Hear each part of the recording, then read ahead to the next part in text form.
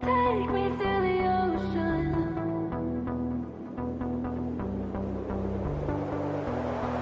Take me to the ocean. Take me to the ocean. I've been so long and I've been living so wrong. Been rolling the dice and playing with my life, not thinking twice.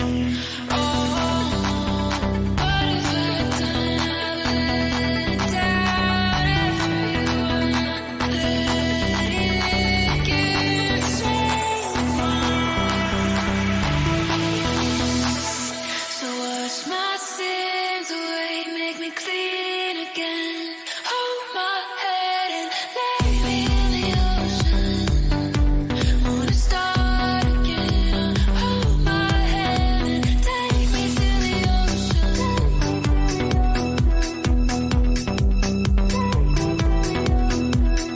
So wash my sins away, make me clean again. Hold my head and lay me in the ocean. Wanna start again. Hold my head and take me to the ocean. Take me to the ocean.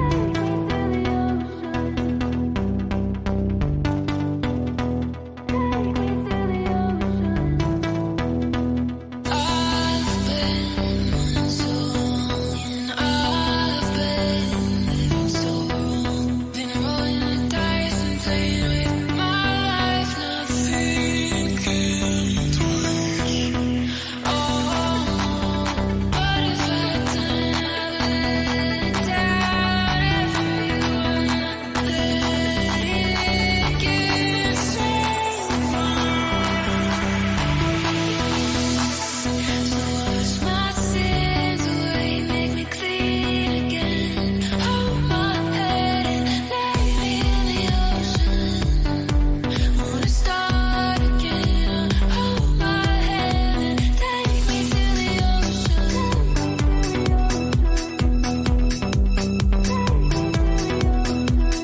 So wash my sins away, make me clean again. Hold my head and lay me in the ocean. Wanna start again. Hold my head and take me to the ocean.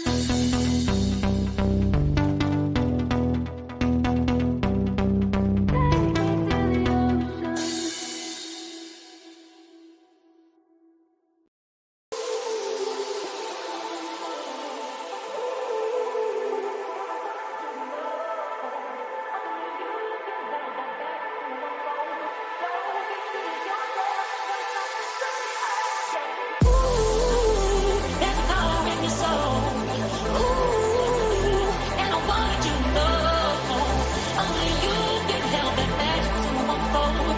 So be true to yourself. There's something to be held. Yeah. Ooh, there's power in your soul. Ooh, there's power in your soul. Only you can help that magic to unfold. So be true to yourself. There's something.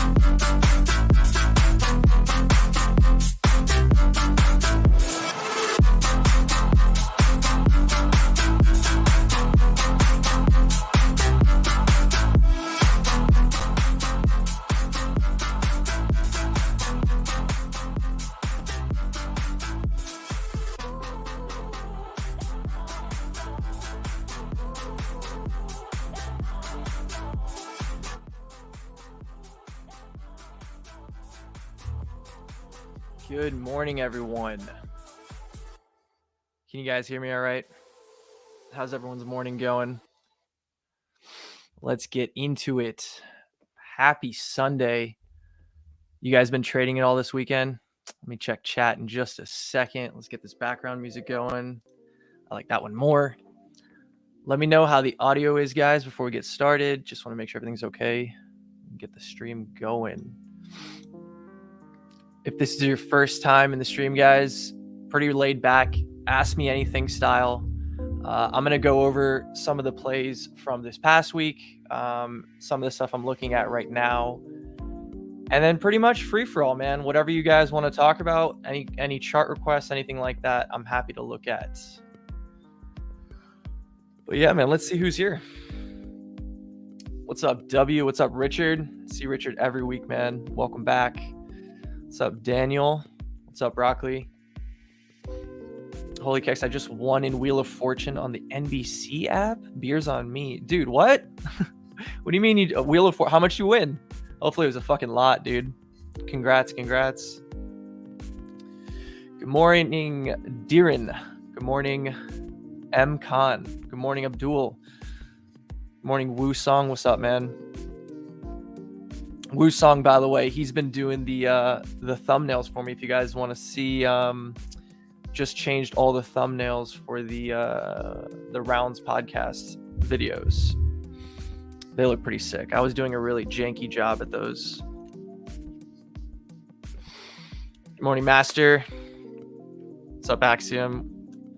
Loud and clear. Love to hear it.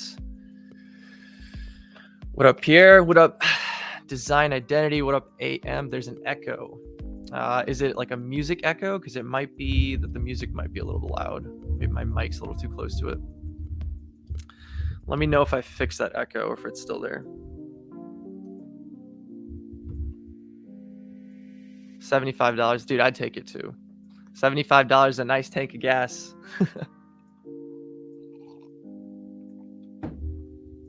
So, all right.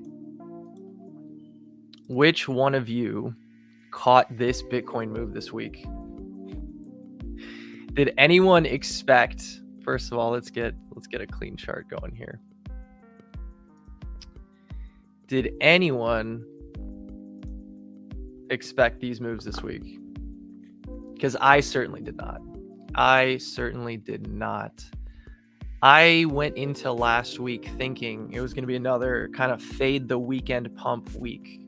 That's kind of been the meta almost the entire year. Is kind of like if you get weekend moves and weekend OI and weekend positioning, the meta is simply to fade that weekend OI, reset, flush weekend traders, build a comp, and then play the week from there. That's kind of been the entire year meta. So last weekend, I think I streamed Saturday last week. So we didn't even have these Bitcoin moves. And this thing just started pumping like crazy Sunday. And I was like, okay, well, that's the weekend move to fade. We'll wait for it to play out. A few hours later, got another pump, right? This one was like completely shocking. I was like, what the hell's going on? We're watching flows. We're seeing spot bidding, right? I think everyone is on the same page, mad confused. And then boom, got the fake news ETF filing. And you know what's crazy is I woke up as this was happening. Like my phone woke me up to like 50 alerts. And I was just scrambling to figure out what the hell happened, right? And the first thing I assumed is that the ETF got approved, because what the hell else is Bitcoin doing over 30K, right? And this was around, like 5 something my time, I think, maybe 6. And I was waking up a little late. I usually wake up a little earlier, and just scrambling to see what's going on. And by the time I saw that the news was fake, Bitcoin had already started dumping like all the way down here. And by that time, I still had my face buried in a pillow looking at my phone. There was no time to do anything. But one thing I will say is this caught me by surprise. This move right here caught me by surprise, because the classic thing you'll see when something goes parabolic and dumps is like grindy price action, a blow off top, right?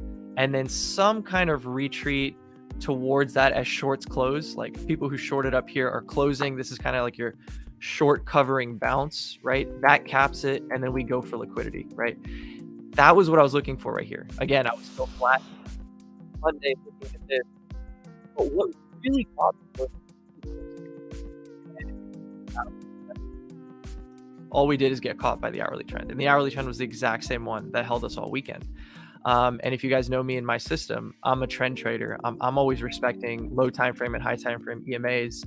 I have been transitioning recently to using VWAPs over EMAs, but still, the actionable trades in my system are taken off of the EMAs.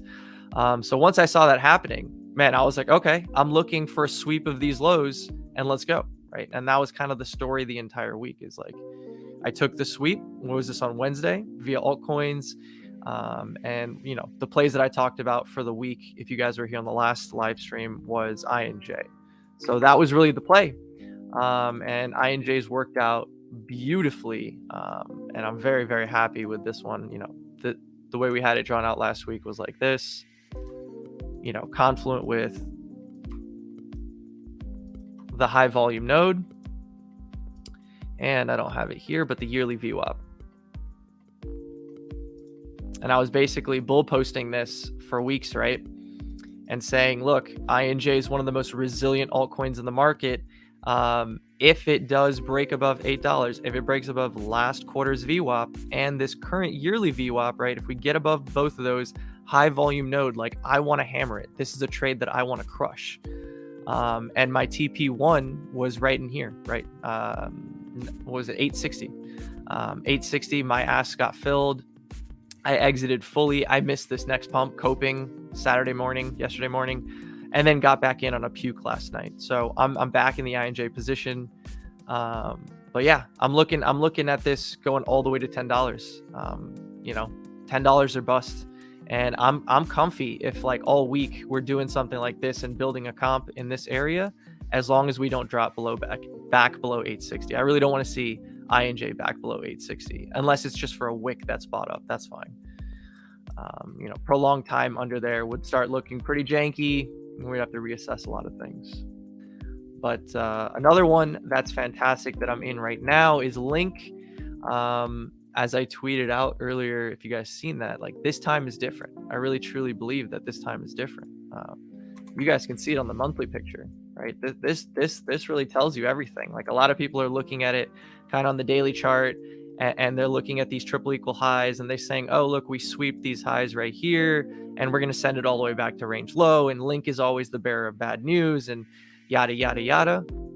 What I would bring everyone's attention to, first and foremost, is on the weekly, look at all these moves to $8. All of them were single-headed pumps, right? No buyer of second order, right? Just single pump, die, single pump, die, single pump, die, like all of these, right?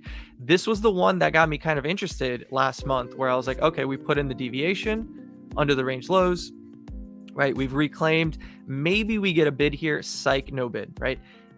Finally got it this time, right? This is the first time all in this entire range that Link got a buyer of second order right around mid-range, and that's confluent with the yearly VWAP, right? This yearly VWAP is super tight. A lot of these, like, look at the INJ one I just showed you guys. Look at the volatility you got on INJ. Link, where did I lose it? Right here. Like, hyper tight, right? And you got that bid above yearly VWAP, and we're sending. And in my opinion, this is going to continue sending. I don't want to fade this, and I think a lot of people are going to get trapped here, which is why last night I tweeted out, I was like, this is the move right here for Link. Like, this is the continuation move. Hourly trends, you know, hourly order block. Like, I didn't have the setup drawn, but I was basically, the idea was big sell-off, consolidation, and then we should break out. These guys are not safe. Like, first test, best test, yes, of course. Like, this is a natural place to take profit for longs. This is a natural place for shorts to catch the trap, to get some breakout longers. Mean revert it. Trend caught you. Order block and demand caught you. I think we send it back up, and I'm long from down here. I'm long from 910. And I do want to add, if this rolls over once again, I'm going to be adding to the position here, right? The invalidation here was a little bit, like, low, right? It was all the way under here. But now, you know, if we get a second tag, I'm going to bring that up, right? I'm going to bring it up into here. saying that I don't want this to break structure. Basically, I want this low to hold intact. If we run that low, perfectly fine, but I want that low to be held. But yeah, that's Link and INJ, and let's catch up with chat. We're gonna go through all these coins, but I don't want to ramble too long without checking up on everyone.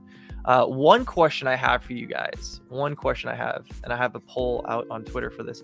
What coin do you think hits $10 first? Is it INJ or is it Link? The Link picture is like we just said, right? It's that range high, right? Is range high going to cap us? Is 960 going to cap us? Are we finally going to get to 10? I mean, it's just a fart push away now, right? And then the INJ picture is kind of like, well, we broke over that point of breakdown. We're kind of clear skies. This should be, you know the way INJ pumps, like a 10% candle for this is no big deal.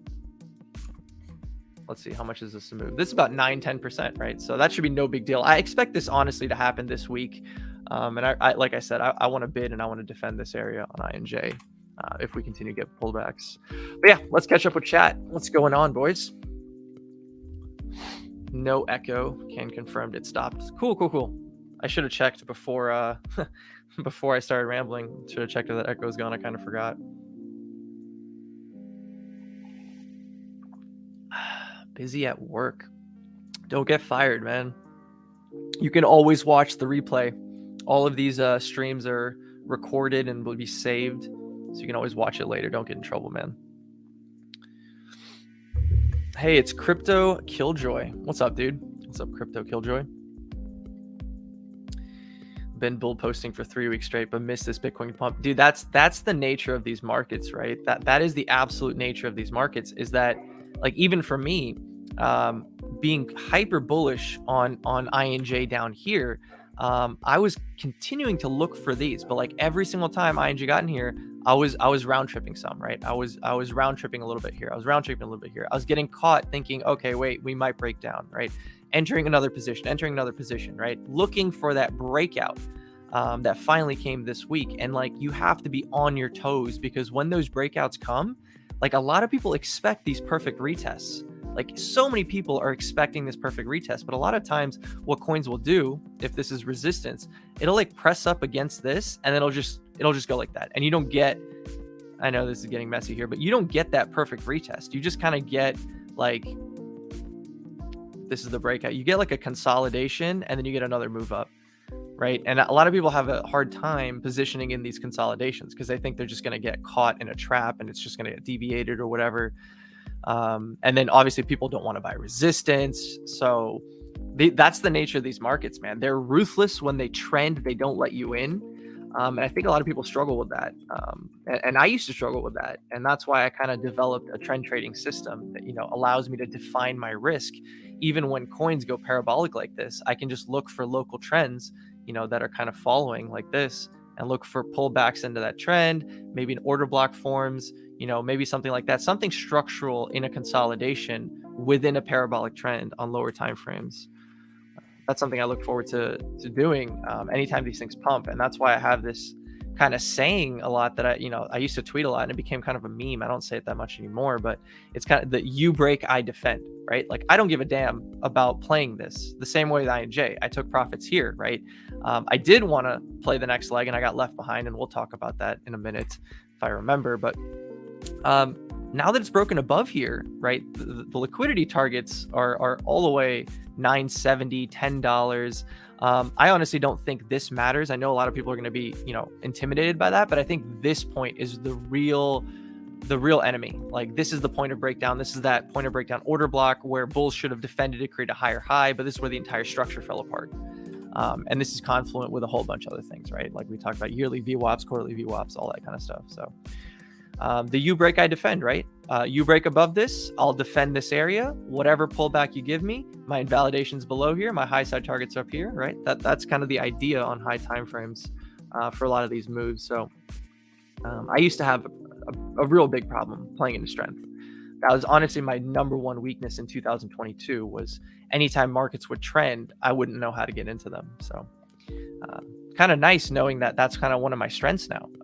That's like what I really enjoy playing in markets now. What's up, Andrew? The idea was no matter how bad did Bitcoin look, it never broke the H4 structure. Yeah, exactly. I think it did, right? I think it did. It gave it gave us a mousetrap right here. Did it not? Yeah, it did. Yeah. So this was last week, right? This was last week. This was last weekend. Yeah, we're holding the 4-hour trend. It's beautiful.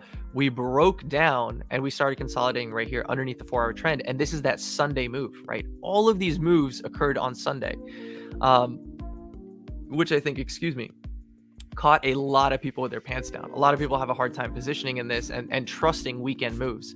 You'll see even this weekend, like all the skepticism around the moves. Like, I don't know how you guys feel about it, but a lot of people have PTSD. They're like, I'm not buying a weekend move, not trusting a weekend move. But I want to remind you guys about weekend moves. The yearly open was a weekend move. And everybody was saying the same thing back in here, right? These moves, this was a Sunday. This was a Sunday move that everyone was saying, look, we're taking all this liquidity. Like, this is a high and we shouldn't be, this is just a deviation and, futures are going to open and we're going to nuke right through it. This was all a weekend bid. Where is it? Yeah, all of this was like a weekend bid. Friday, Saturday, Sunday. Sunday broke us out. We never looked back, right? So,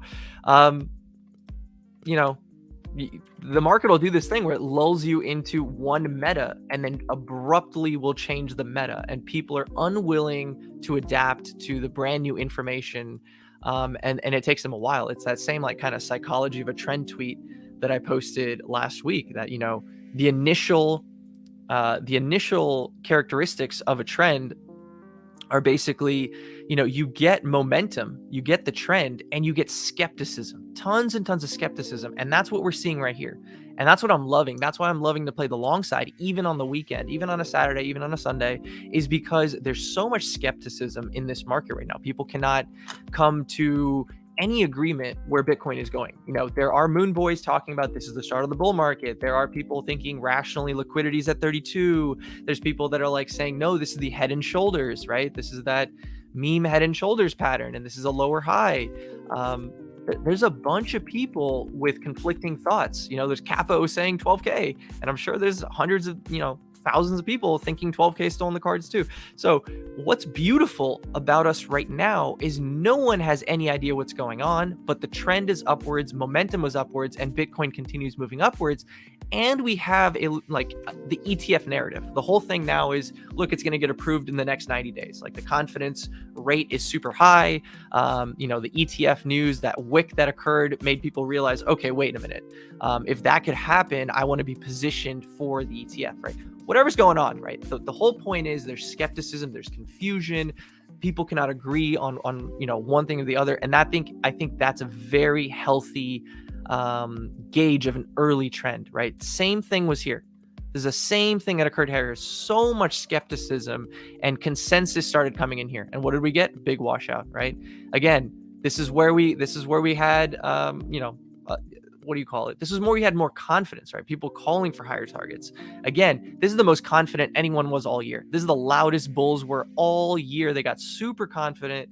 And if you guys go back to that thread that I posted, I said that like late trends are always met with the most confidence. People who have been, seeing the trend up for so long, they're preconditioned to think up more. And that's where you get caught, right? When the market starts disagreeing with you, when you start putting in these SFPs. But we can't argue. Like, this is going to close in a few hours. Like, I might as well turn this green. I don't think this is going to puke in the next 4 hours. I had that blue because, we don't know if that was going to close as an SFP or not.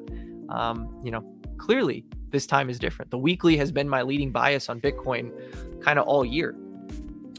This is the strongest chart for me. This is my leading bias. This is what I keep talking about. And I'm a broken record talking about this structure with a consolidation, a swing high in the middle, a weekly close through, a consolidation, swing high in the middle, weekly close through, consolidation, swing high in the middle, SFP. SFP met with the most bullish narrative of the year, the ETF BlackRock filing.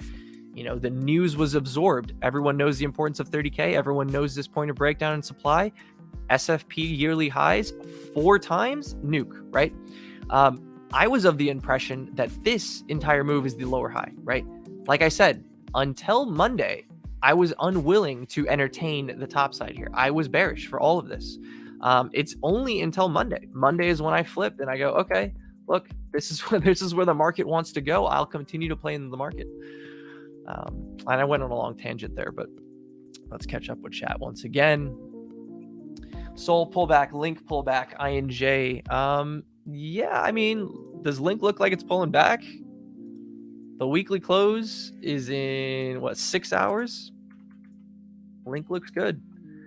I think a lot of people are going to just be preconditioned just to look for the SFP play. And I think what you get, what's more likely is trend continuation. And that's what I'm looking forward to playing. And I like Link for this too, because Link has a stigma behind it. Link has a lot of people that are going to be unwilling to buy Link. There's so, like I said, that preconditioning, that market preconditioning of every time we get up here. Even I tweeted it, right? Even I had a tweet that went viral over here that was like, look, every time Link gets to $8,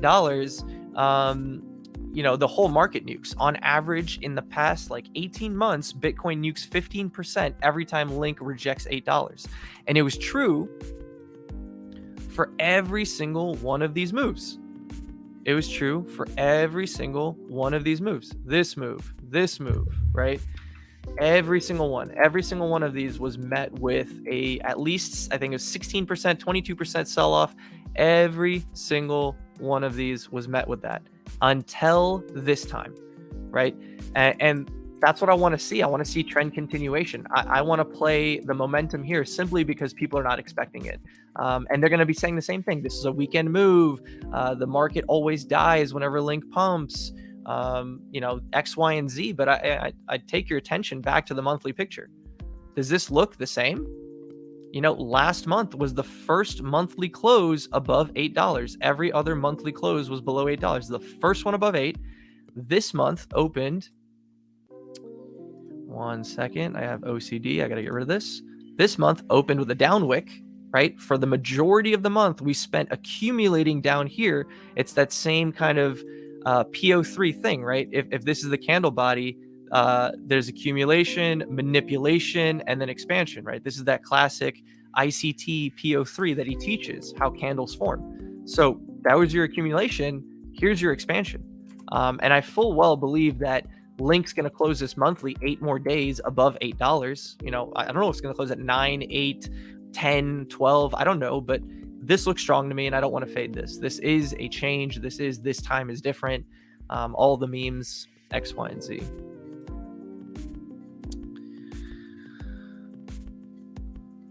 Do you think we rally hard into the ETF decision, then dump hard? I think so. I think that's what's happening right now. I really do think that's what's happening right now. And man, let me show you guys some monthly charts. I don't really normally look at monthly charts, maybe, like I said, once a month, maybe, right? But some of these monthly charts are looking very interesting. If Bitcoin closes this month as a higher high, what does this structure look like to you guys? This looks like one pump, a correction, and then a second pump, right? Pumps come in twos, dumps come in twos, right? That's a classic market schematic. And Bitcoin's looking like that. So yeah, I do believe that structurally speaking, narratively speaking, I think, yeah, man, I think Bitcoin can do some interesting things right now, and I'd rather play the long side. There's more money to be made playing longs than shorts. The market's easier, the market's more fun, sentiment is great, social sentiment, everything, having, everyone's printing. I'd rather markets go up, even if I didn't get my fills down here, and I still have a good amount of cash. That's okay. We adjust, right? We always have plans A, B, C, D, E, F, G. So this is one of those plans. But yeah, wherever the ETF filing is probably marks a significant top, right? Let's say it's December, let's say it's January, levels have to be looked at, right? Market structure has to be looked at, news-based absorption has to be looked at. It's very hard to say today, but let's say the announcement comes, it was approved, right? And we get a giga candle, right? And we don't retrace and we're just holding up here, right? And we're doing something like this. Well, what's going to happen? Distribution. Bitcoin will start distributing, altcoins will start popping off, ETH will start catching up. The market will be fun. So I don't think, in the history of, recent times, the way Bitcoin acts when it gets to tops, it doesn't burge. When does it burge? It always kind of distributes. It gets to a top, whether it's on daily time frame, weekly time frame, whatever, it starts distribution. That's how Bitcoin tops. So do I expect a nuke? No, I expect a correction, but not a nuke. At least not immediately. Not immediately. But yeah. Deviating. Wait, I missed some things. I'm liking FTM a lot. We'll look at FTM. Remind me if I forget to look at it. I just want to catch up. I missed the moves. Busy at work. I'm self-employed. I got you. Sucks, brother. Deviating this 550-day range high on Link would be the ultimate pain. It would be. It would suck. So this is order block is from TraderMain order blocks video on INJ. Can you elaborate on why you have an order block there? I thought it only works with break of structure from recent move. So an order block in the simplest form is a counter trend move within a trend. If you have an uptrend, right, and you spend a couple days going down and then you make a higher high, kind of like the block that led to that higher high becomes your demand order block, right? The INJ block is what I like to call a point of breakdown block. The only person that I know that talks about these is Adam, Abe Trade. This is who I learned this from, the point of breakdown. And I trade a lot of, I use the point of breakdown as key levels.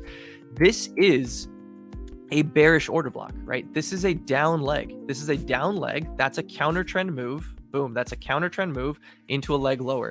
So like I mentioned, the order block is the counter trend move within a trend. That's your order block. This is your order block, right?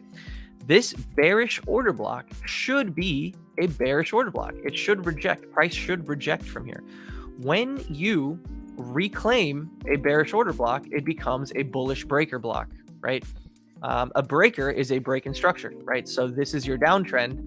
This is now reclaiming that area. And why is it so significant, right? Look at this. This is a trending leg. When you're coming here, you have higher low, right? This area should have been your higher low. It was not. Price broke down, right? Price broke down from there. Therefore, where price broke down from, the counter trend move where price broke down from is your point of breakdown order block. Right? Getting back above that order block is really significant. You see how market struggled here. One wick into this region, second wick into this region, third kind of, confusion. And now we're making the fourth clearing highs, right? Anytime market comes back into here, I think this is looking for longs. This is your invalidation. This is where I don't want to see price trading back below. If it's a wick, it's a wick, right? Who cares? If it's a wick, it's a wick, right? But I don't want to see acceptance. I don't want to see this. I don't see the market go down here, try to get back above, and then get rejected by that. Because then that's the deviation play, right? That's not what you want to see. I hope that explains. Design identity. Let me know if you have any further questions. Never break the 4-hour trends. 200 EMA. Oh yeah, I got you. Yeah, definitely. Yo, Khalil, what's up, man? Hopefully it's not a wick. We'll see. Now I have to apologize to the Link Marines. Yeah, man, the Link Marines, man, I'm happy for them. They're finally getting some action. They deserve it. It's been a long time for them.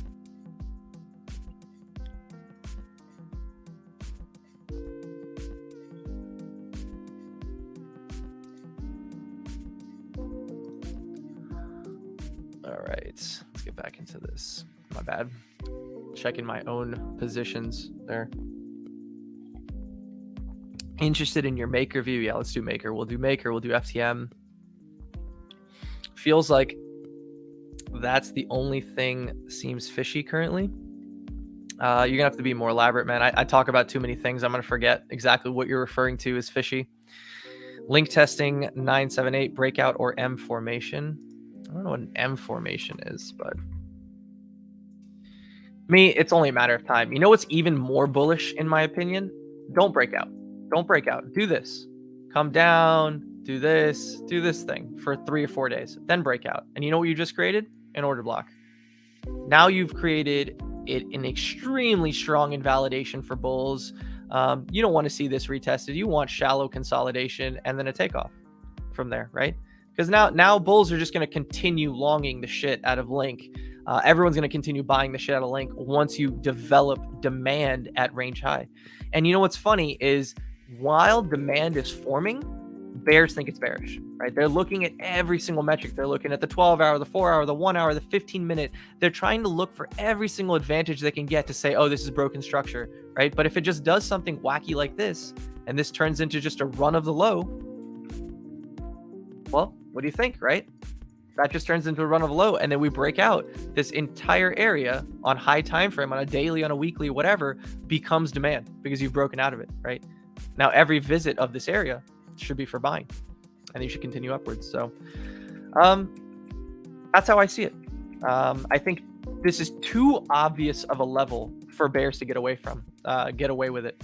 I don't think, yeah, we'll see. I mean, currently on low time frame, I'm not going to be just bolt hard. I'll give you the bear case as well. If there's acceptance below here, 880, right, then I'll change my tune. If we lose all these structures, right, if we come down here and we can't hold the 4-hourly trend, the 4-hourly trend should catch up, right? We should catch up by the time this happens. But if this rolls over, fails to hold the 4-hourly, yeah, next area of interest is all the way down here at $8, right? That would be a nice short. Right, that would be a nice short right there. But as long as we're up and holding above like 880, I'd rather entertain the bull side than the bear side, and I'd rather allow the bears to continue being loud about this range high thing. So I got some TPs hit there.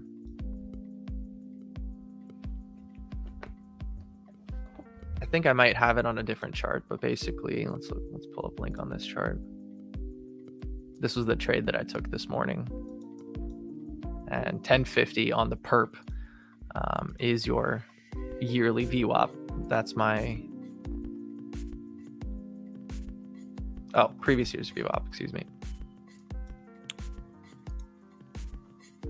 Oh, what chart is this? Wrong one. Flip flop.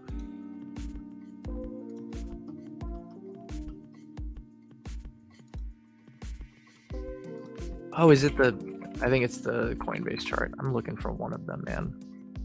That was muscle memory. Boom, there we go. Okay. That's where I got the 1050 target from. And that would be the bottom of this supply, right?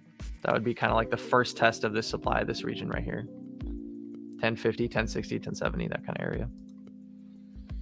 All right, let's do some requests. People asked for FTM.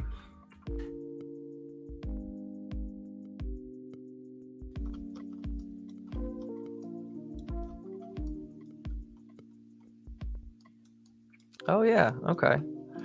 A little bit of life from FTM. Let's see. Okay. Above the H4 trends. Not bad. 6% upside there.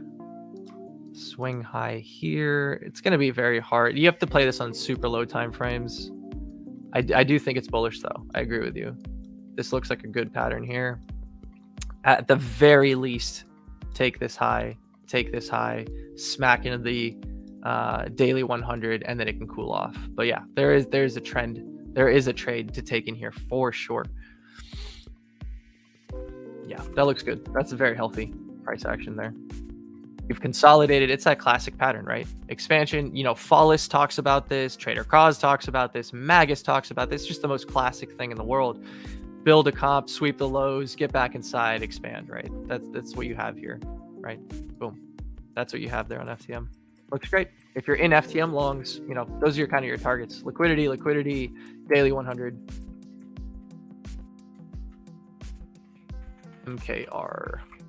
MKR Maker is something that I've been kind of like bear curious on. I continue to look for like that bear trade, but I don't think I'm gonna get it because of how much Bitcoin changed. I think if Bitcoin didn't have this sudden resurgence and sudden bullish momentum, Maker would have been fucked.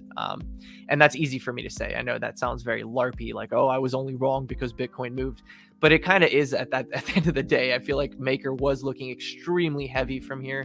The way that I look at breakouts is like if there's a significant level and you coil under that level and you break out, there should be buyers that are itching. Like there should be resting orders. People should have limit bids all in here, right?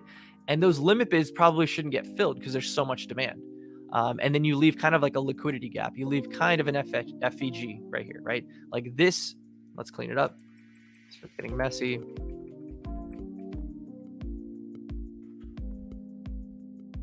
I feel like if this was healthy, I would have loved to be entertaining alongside if this FVG was kind of like left, right? And we just kind of continue chatting from here.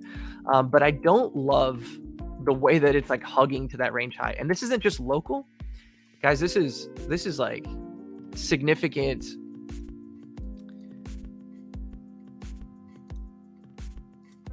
There we go. Like historical swing high, right? So, anytime I see stuff like this, I just look at it like hidden weakness. I'm like, why are people getting the perfect opportunity to long this, right? And that always makes me skeptical. And that always makes me entertain the bear side of like, okay, maybe this is going to deviate inside. This turns into demand, right? And then you get your trade. And the trade that I was looking for and hunting on Maker, I think we talked about this like on the first stream, was kind of like the H4 100, 200 to daily 100 gap fill, right? And this was a long time ago. Like this was like down here.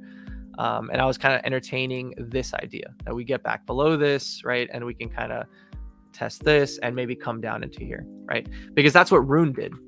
If I pull up the Rune schematic, exact same thing. Same thing. Same consolidation, same coil, same deviation over the highs, big breakdown. That was the the demand region. That would have been the take profit. That was kind of the play that I was looking for on Maker. That's not playing out whatsoever. Like I said, I think Bitcoin strength is holding it a lot, but it's not a coin that's getting bid at all. In fact, if we find the hours that Bitcoin had that fake news rally, Maker actually dumped. This is that 6 a.m. move, right? Maker had this like crawl up on the weekend. And while some coins gigasent with that Bitcoin candle that went to 31K or whatever, and Bitcoin burged, and now we're kind of doing this. Like this is what Bitcoin looks like.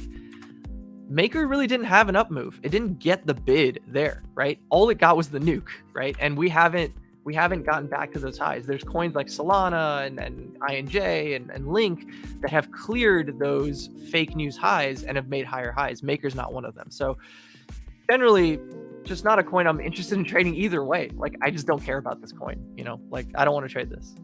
Those are my thoughts on Maker.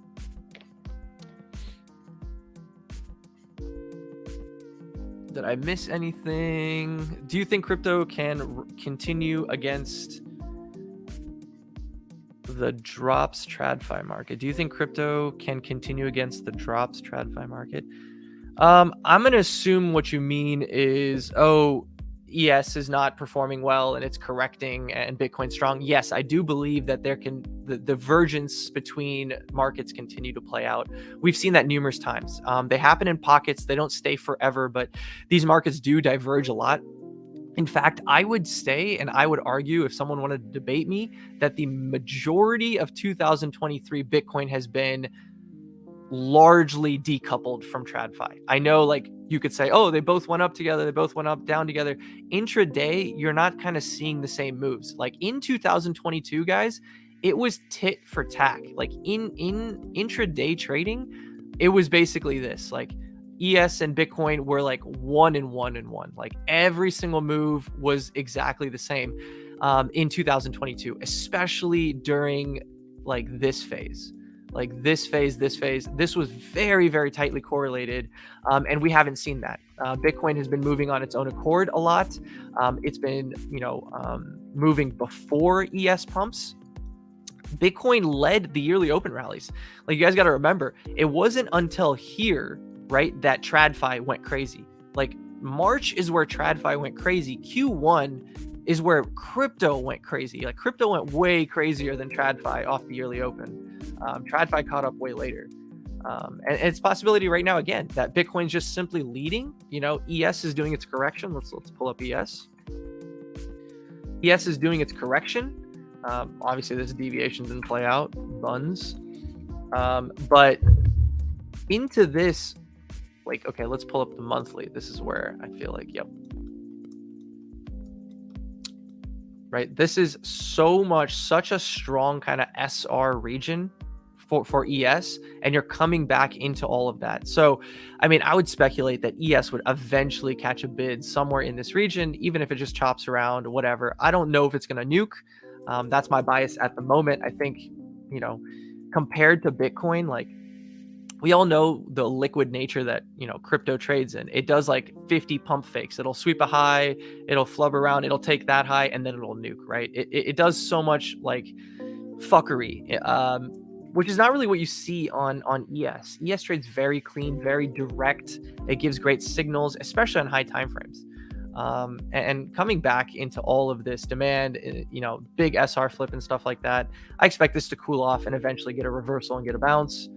And maybe Bitcoin's just leading that bounce there.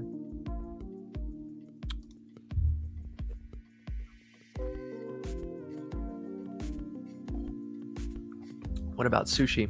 Was referencing my comment above about SP 500 down to crypto up. Yeah, okay, so I just caught that up.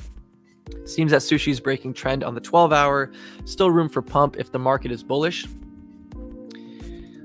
One thing I'm going to say about Sushi and all other kind of laggard coins, Jesus,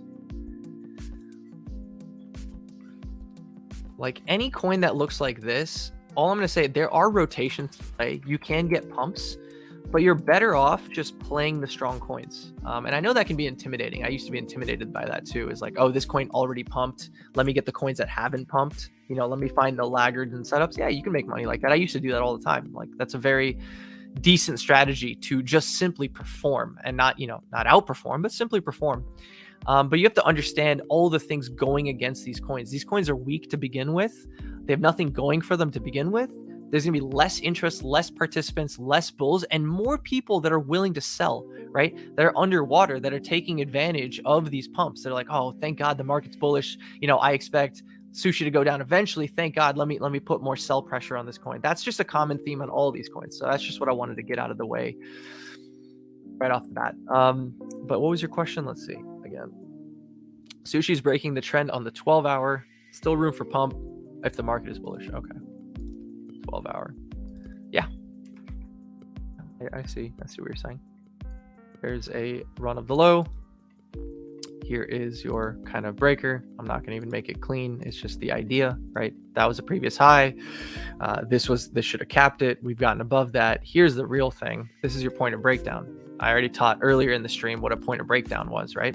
Sushi getting above this would be pretty bullish. Now let's look at this. Yeah, that's another one. So I love anytime the H4 100 200 are confluent with, you know, supply and demand zones. So Sushi's doing a couple things here that are nice.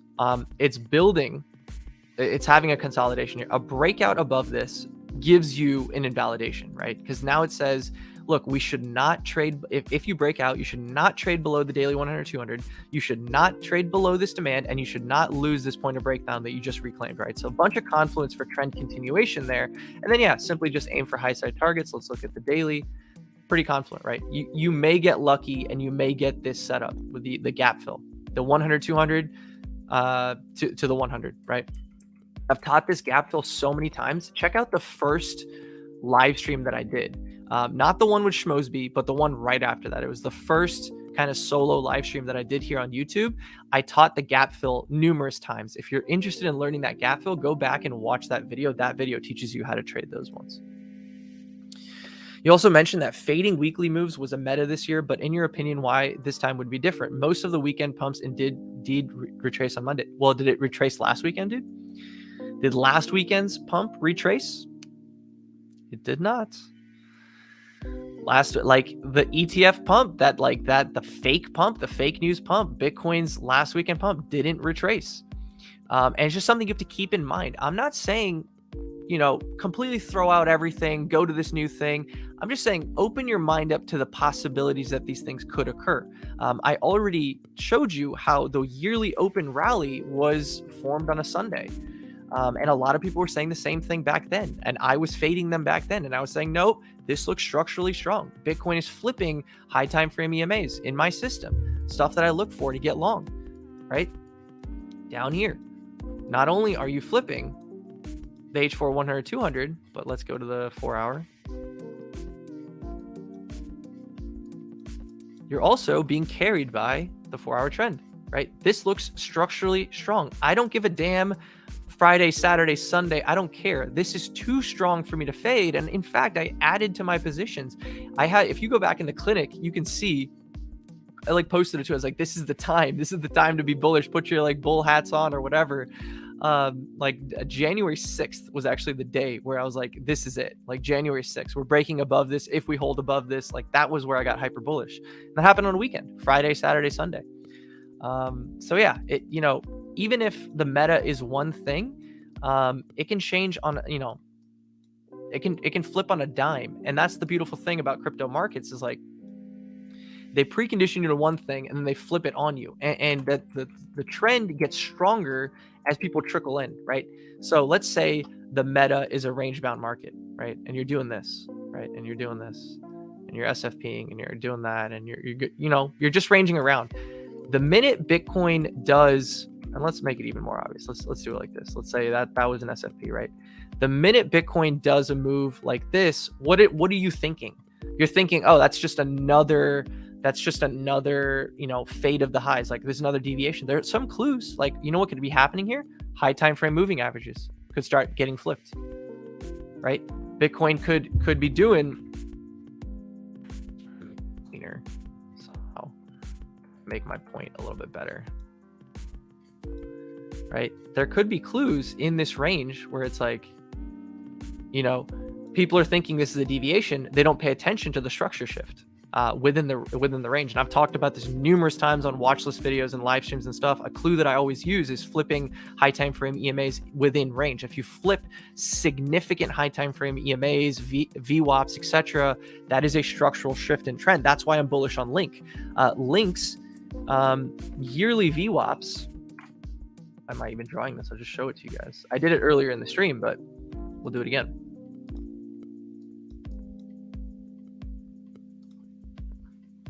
Gonna clean it up, easier to see.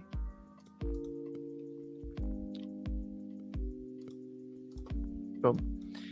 Every time this year, right, we're just kind of trapped in this VWAP. We don't get a bid above it. We don't get a bid above it. This is the first time we're really getting a bid above it, right? And we're clearing that VWAP.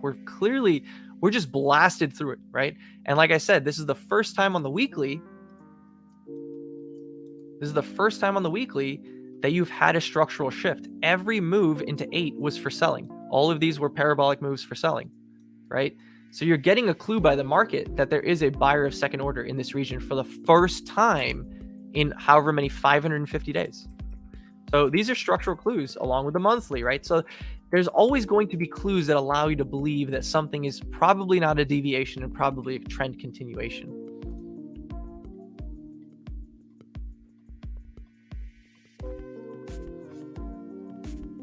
Weekly though in FTM.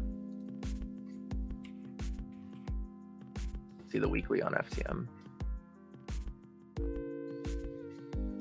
I mean, it's at range lows. Whatever, maybe it's even this one, right? Yeah, I mean, if you're interested in fundamentally buying FTM, and that's one of your bets and that's one of your bags, yeah, this is that high time frame region to buy FTM. I do think there's better coins out there. I think there's coins that'll pump harder. I think you had this FTM echo bubble, which just led to more distribution and a full retrace, right? That's the market telling you, is there buyers of second order? Do people really want FTM? This is just one pump. This is just one pump into distribution into full bleed retrace the rest of the year. What are your targets on FTM?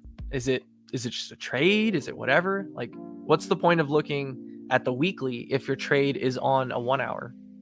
I guess it's a good idea to mark out levels, but if you're fundamentally bullish on FTM, go for it, bro. Don't let me stop you. I don't know anything about the project, which is a common theme. I don't know anything about many projects in crypto. We haven't even done ETH. I'll get into ETH in a minute too. Do you ever utilize Bitcoin pairs, man? Very, very rarely. Like obviously everyone watches the ETH BTC pair, right? I looked at the Solana BTC pair to inform my decisions this year, Solana ETH pairs, but more or less not really, dude. I actually did a lot in 2022. I have not found it useful in 2023. Maybe I'll glance at it, but no, I don't use it actionably, and I don't use it to inform too many decisions. Like I said, Solana is probably the only coin in 2023 where I've used the kind of like major comparison charts. Look at that real quick. Yeah, you guys are familiar with this. I'm sure a lot of people. What is this?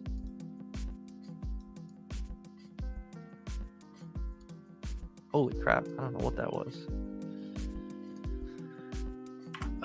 Oh yeah, boom. This is the important part here. Daily 100, 200, bull market, right? One deviation, rejection, resistance for years, resistance, deviation. Why is this one different? Why is Solana pumping so hard this time? Boom. Finally, you found a buyer of second order. Finally, you found defense. You know, a lot of people will talk about levels and be like, look, we got a breakout, right? But, you know, is it just a one pump chump? Is there anyone willing to buy and defend this region? Which is why I think I talked about earlier in the stream. I love when things just coil at resistance, because that gives you the idea that, like, if you come down here, there were buyers. Like, this all ended up being demand. And then the second way is you break above it, you retest it from above, and then you make a higher high. So like, this looks really good to me. I think Solana continues to be strong against Bitcoin. This is probably going to end up being a range. I'm not expecting something too crazy, right? Let's just say it's like that. But I do think Solana strength can continue against Bitcoin for a little bit longer. Same thing with ETH, right?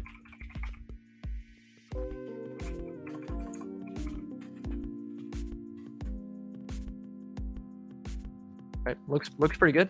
Why would you know, really good range breakout. This is something I talked about in the clinic, and let's go over this from an investment perspective. This is just a little bonus stuff that I'm dropping, a little bonus alpha and ideas from an investment mind rather than simply a trading mind. If Solana at some point, let's say it's 2023, let's say it's 2024, puts in a move. Now this is completely hypothetical. It doesn't matter.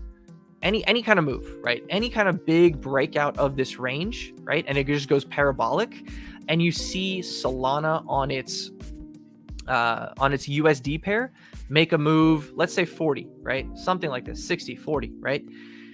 I think the RR from a cyclical basis has been played out on Solana.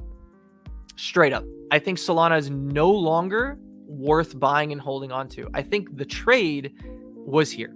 Right? This is where I bought. There's a lot of people bought. I think the trade, the RR of buying Solana versus other coins, other majors, was really strong. A hyper liquid coin, a top 10 coin to park a lot of money into to get a very strong return against Ethereum, against Bitcoin, was this year. And I think psychologically what's going to happen, guys, since so many people fucking faded Solana in 2023, and Solana gets a move like this, maybe to 80, maybe 50, maybe whatever, the RR now is trash.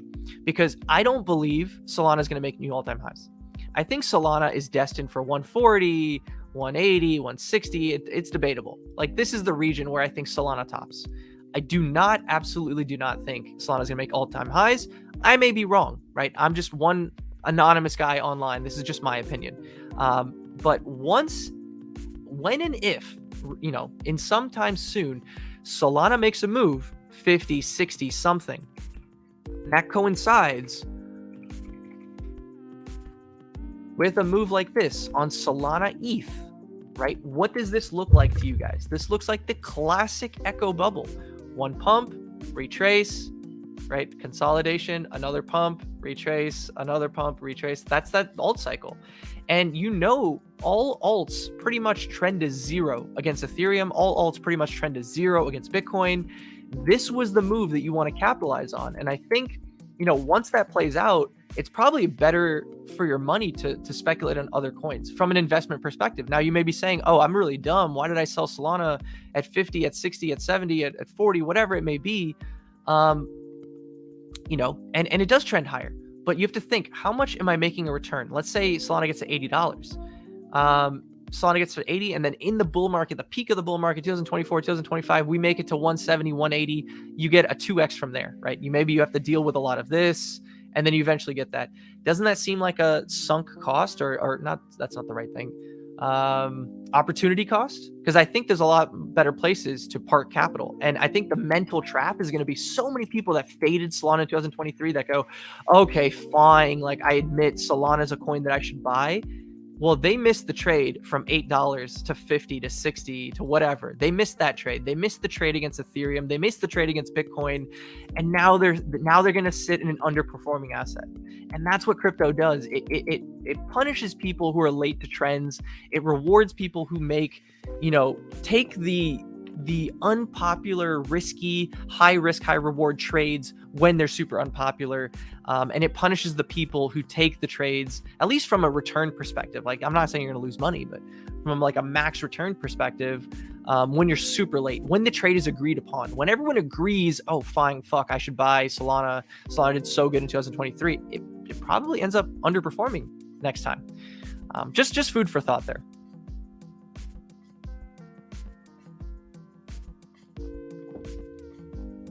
$17 link probably before Christmas, trying to pick up spot. I think I'm being too picky with my entry. Yeah, Zed, I think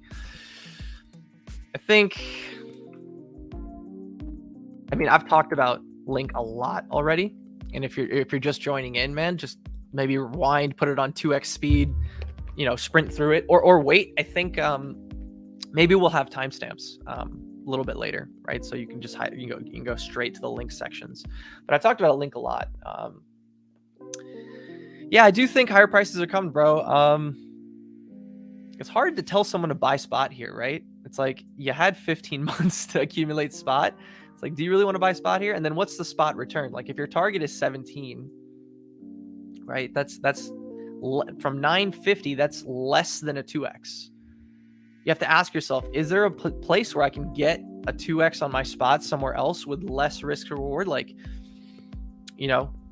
God forbid, man, I don't think this is happening, but anything can happen. This U-turns, right? That would suck for buying spot up there. I think Link is a market to trade up here. That's kind of my opinion. But yeah, like from a spot perspective, this could be your invalidation. It's like, this is your high time frame order block. As long as Link is above this region, it looks healthy, right? Pullbacks into here for buying. From a very high time frame perspective, right? Your invalidation is down here. What is that? Let's make a hypothetical. Wow, why did I do that? What'd you say? 17. That becomes a 9R trade. Yeah, that's fantastic, right? If Link does that, that's incredible. Definitely. But yeah, that's if that happens. I'm kind of speculating. I'm on the opposite camp, and I think Link just chads from here. I think you get a shallow pullback on the weekly open, and I think the new fresh weekly just continues this momentum. That's what I think. At least I kind of want to see that. I'd rather see momentum and strength in markets versus like everyone getting perfect entries. I really don't believe in that. I feel like if everyone gets a perfect entry, the market's not strong at all. The market is strong when people are outbidding each other. When they're like, oh, I want to buy it. I want to buy it. I want to buy it. I want to buy it. Right? Not like, oh, hey, you want to buy this? No, I don't feel like. Oh, you want to buy this? No, I don't feel like. I don't feel like. I don't feel like. I don't feel like. And it just that's like, that's not strength. Where are the buyers? Right? So if we come all the way back down here, I feel like I would just be annoyed. I'd be annoyed as hell. I'd be like, I don't want to see Link under 880 anymore. I want to, if it's going to drop down, yeah, drop down to 880, maybe make a deviation underneath it, but I'd rather see it stay up here and not come all the way back down to that mid-range. I know I've been talking about Link a lot, but these kind of things that I'm talking about, you could just kind of extrapolate to any market. Stop fudding my sushi bags. $15 for breaking. Oh no, that's Born. Jesus.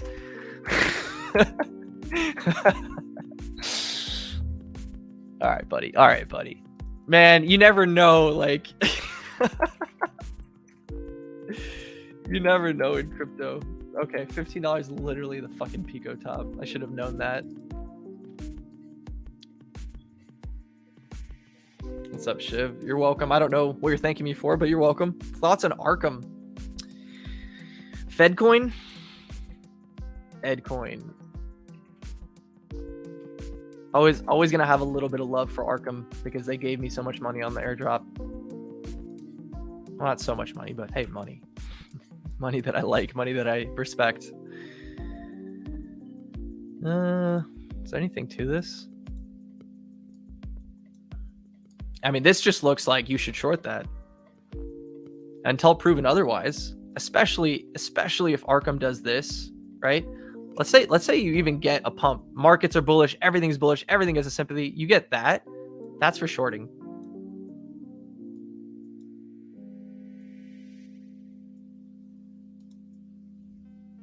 Yeah, man. I this reminds me of Sui. Pretty sure Sui did like the same thing somewhere.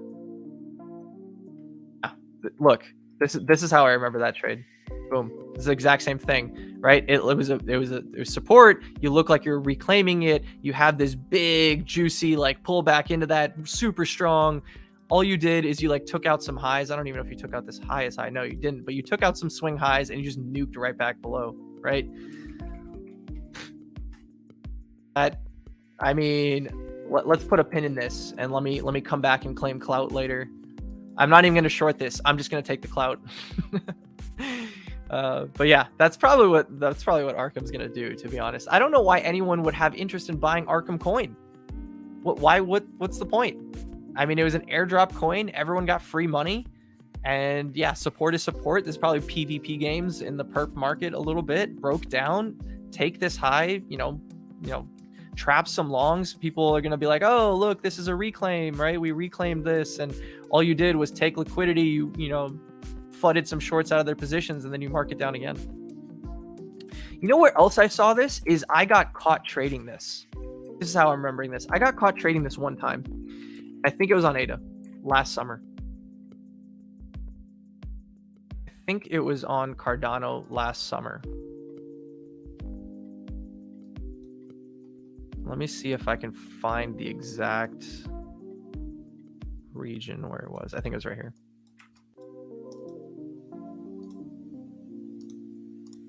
Yep. This is the exact thing that I fell for looking at Cardano. I was looking at this from a trading perspective. I was like, this is support. Oh, I drew that horribly. Hold on. Boom. This is support, right? Look, we're coming back in. We're coming from the underside. We're reclaiming. And look what it did. It took out some highs and it nuked. Yep, that's exactly where I got this from. I was trading this. I was bullish on this. I was saying, this is an H4 reclaim. I'm looking for longs. This is like whatever. This is the next one. And I was round tripping a lot of longs because my targets were crazy. My targets were like, oh, this is a trend reclaim. And I'm going to clean up all this liquidity. So I was like unwilling to take profits in here. Yeah, maybe I was skimming, 5% off the top, but I was just pretty much just trading in circles right here, going underwater a little bit, selling some for break even, doing whatever, just trading like an absolute moron last year, October, November in this region, just thinking that this was a reclaim. And look what it, oh, that's FTX. I guess we can't blame that, but you understand my point. I think that's all Cardano was meant to do, was come into this region, take liquidity, put in a lower high, and it was going to nuke anyways, in my opinion. Yeah, we can blame it on FTX, but look how much time we've had since FTX. Look at all this did. It just did the same thing. It came back to the same level. It swept these highs and we nuked to lower lows, right? This is after FTX, so we can't even blame FTX for that.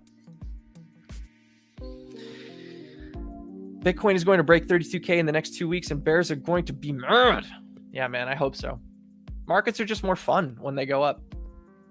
I like being bearish sometimes, and my reasons to be bearish are always just because I want to buy spot lower, man. I want to reaccumulate. I sold some spot in here. I sold some spot in here. I didn't buy the full thing back. Like the amount of spot that I had and I was selling in here, I just nibbled back in this region, right? So I wouldn't say I'm underexposed to Bitcoin because let me get the actual number for you guys. I don't think you can see this. Actually, screw it. I don't whatever. I want to dox my wallet, but I think I'm like 40% exposed to Bitcoin across like all my capital. So I have like more Bitcoin exposure than anything else, but still I'm in that uncomfortable position where I'm like, dude, I want this to nuke so that I can get filled, but whatever, market goes up, at least the trading portfolio is going to do well, right? At least you can just keep betting on, consolidation, sweep of the low longs. Like you can just keep playing the schematic over and over and over again.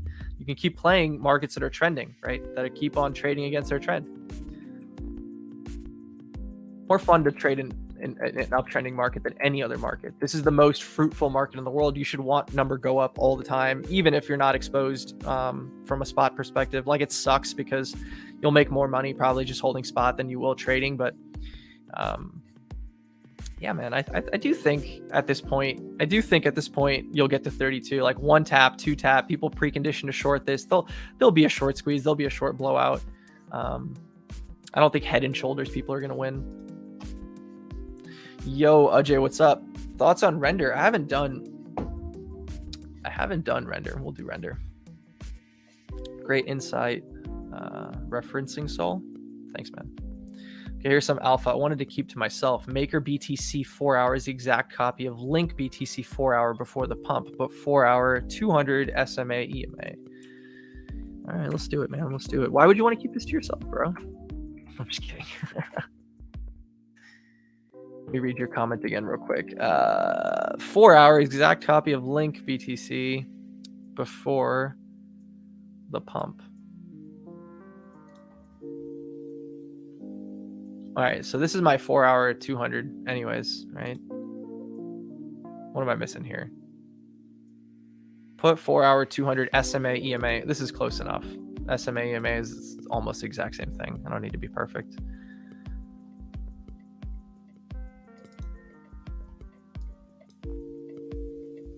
I don't. Okay, let's look at Link. All right, I need to look at Link so I know what you're trying to say. Oh, Link BTC just looks like shit. I thought this chart would look a little bit better, to be honest. Look at the last time. The last time I charted this, man, I don't even use these colors on my chart anymore. That's the last time I've used or looked at Link BTC.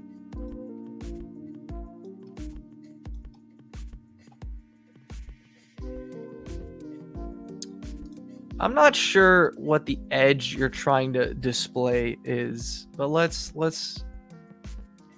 try to diagnose what's going on here. Okay.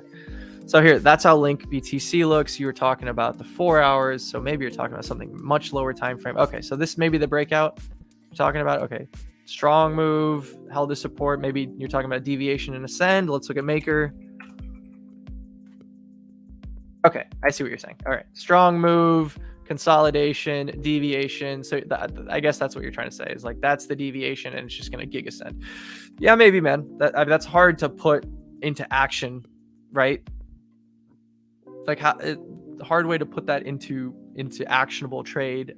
You would just kind of be blindly betting that this is going to work out for you and just buying Maker here, right? Because if you get a gigapump, it's going to be hard to get into that. Like I feel like the edge is not in Maker BTC. The edge is going to be simply in Maker USDT, right? Finding a trade on this chart, because ultimately you're looking for Maker to do really well. You're looking for Maker to outperform Bitcoin, right? So you're looking for triggers, I think, more actionably on the USDT chart versus the Maker BTC chart. Just my 2 cents. Render, ARB. What else? Okay, render ARB. We'll do render ARB. What are your thoughts on ARB? Yo, Skippy, what's going on?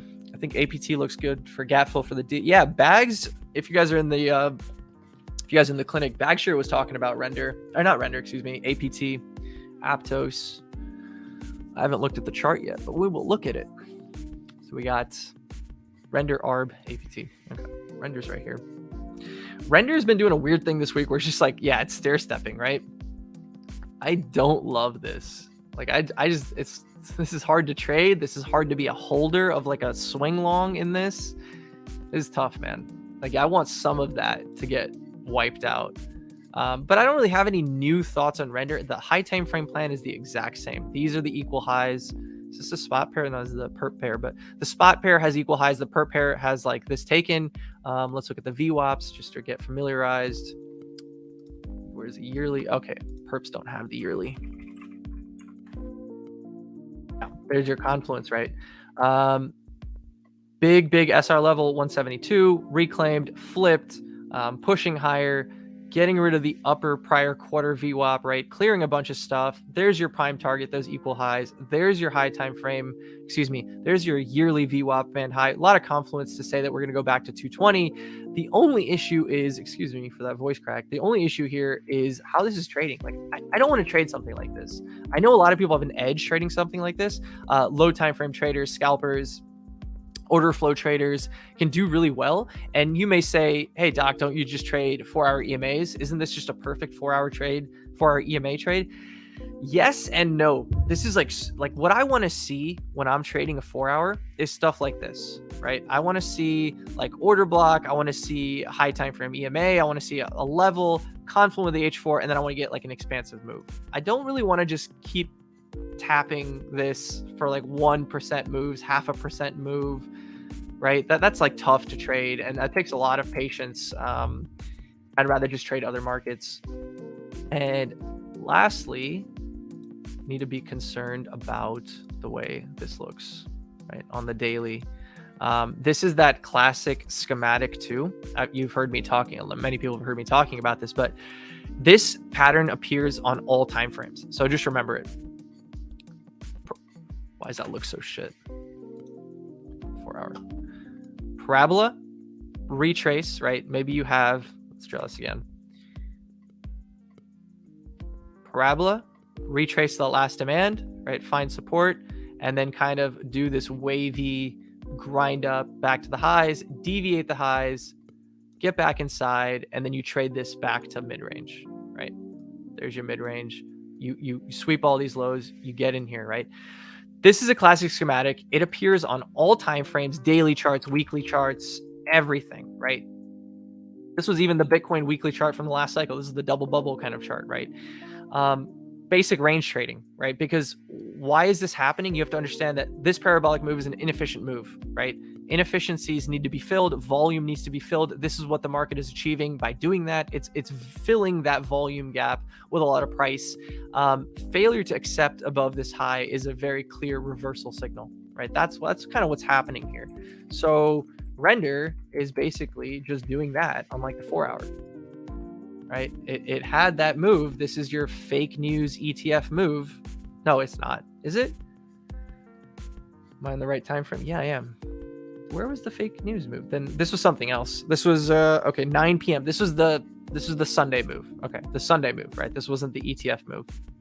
But you're kind of just filling all that, volume. And at the top here, SFP of the high, SFP here, 12 hours failing to close. I guess it's kind of closing above that, right? Daily, not looking too confident.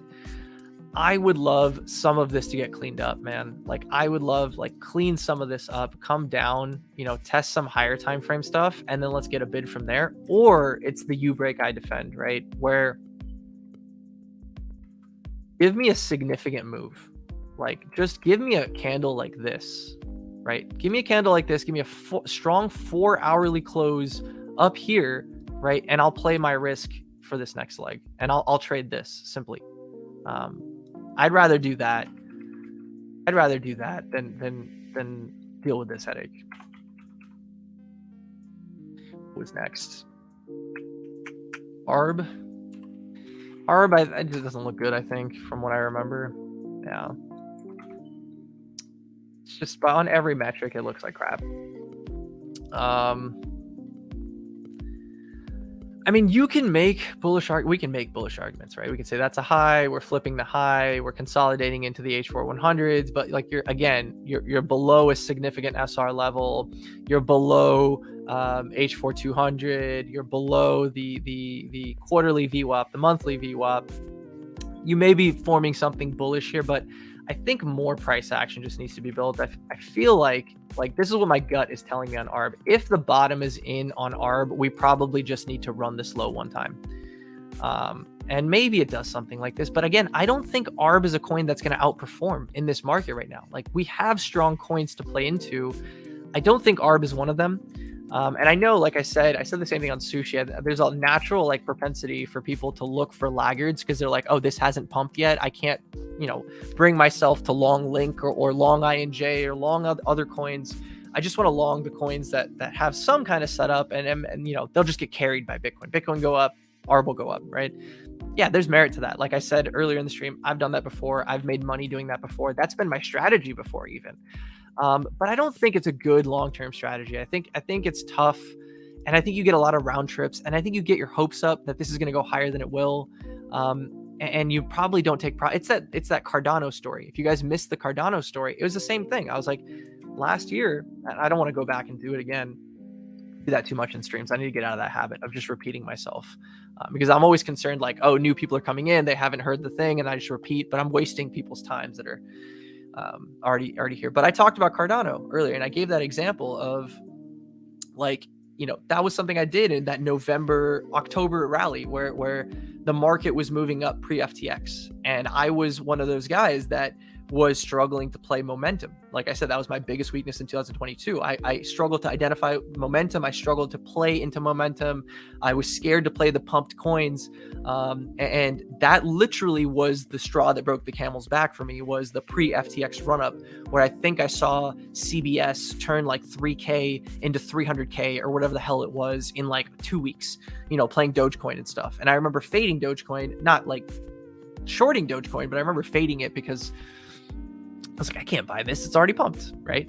And that's what made me fucking long Cardano. And you guys see how that turned out. I already talked about that. So I think this is a similar situation. When people ask me about coins like ARB and stuff like this right now, I think you're in the same mode that I was last year. And there's something to be learned from that. If you're understanding that this is not a strong coin, and you're understanding that I want to take a trade and I simply want to be carried by the next Bitcoin pump, and I want to position in this, be a take profit maxi. Don't fall into the trap thinking that this is just going to fucking start a bull market and continue, and you've bought the bottom and you've bought the lows and you're going to carry the swing position all the way up, because all you're going to end up doing is round tripping, and you're going to feel even worse. And you're going to be like, man, I didn't even, I sat on some unrealized profits for some time and I round tripped those, and maybe you try to buy the dip and you DCA, and then it's not a good strategy in my opinion. I know I didn't answer your question on ARB, but this is just how I see these coins, man.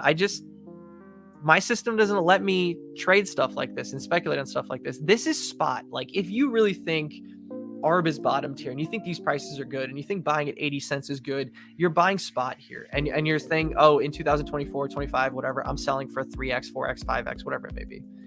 More than that, I'm assuming, but yeah. APT was the last one, and then we'll catch up with chat. Leave any questions while I do APT. Yeah, now this is a coin. Now this is good. Now Bags was all over this one. We like the way this looks. We like when coins do wild shit that let us play into that strength.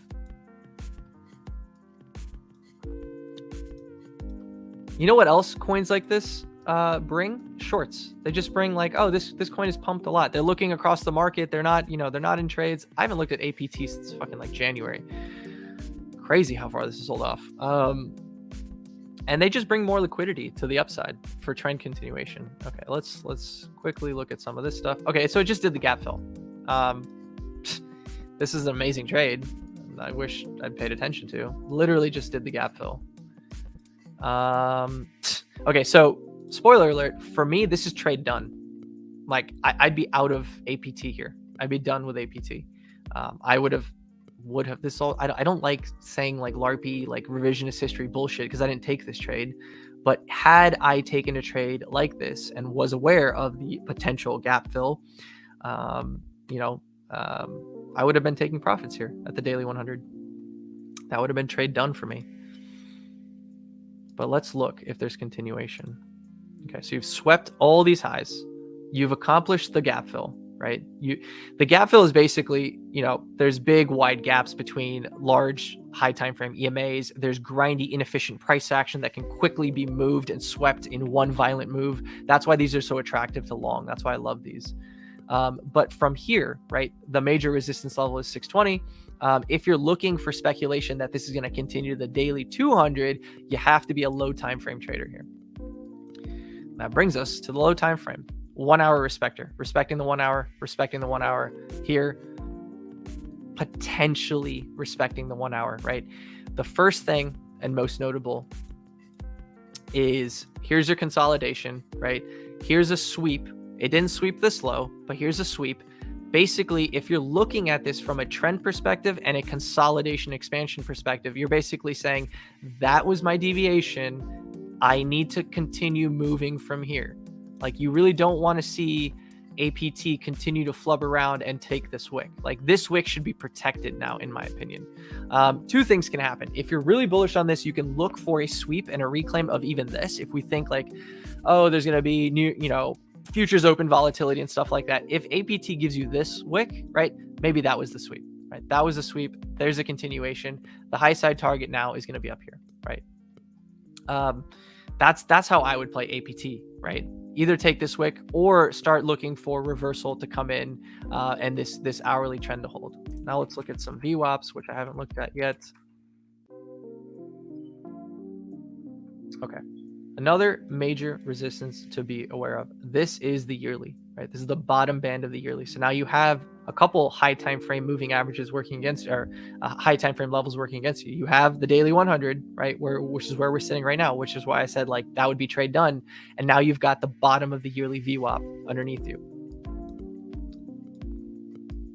The next time, like if I really wanted to play continuation on this, and because I'm not going to take this trade, I'll set an alert here just so I keep an eye on it. This is my first time looking at APT in over a year, so I'm just not going to just jump into a coin without understanding how it's trading in recent times. I'll put a wick here and I'll see how that ages. I'll see if that plays out. But that's the way how I would get into a long from here. But like I said, I'm probably not interested in APT. I think there's better trades out there versus APT. If someone gave me, hey, these are 10 coins at your disposal, I'm not picking this one. Just based on, what I've seen now after just 2 minutes of looking at this coin. Like I said, I would rather play this up here. I'd rather play this up here. I'd rather play this up here and do it like that and do it like this.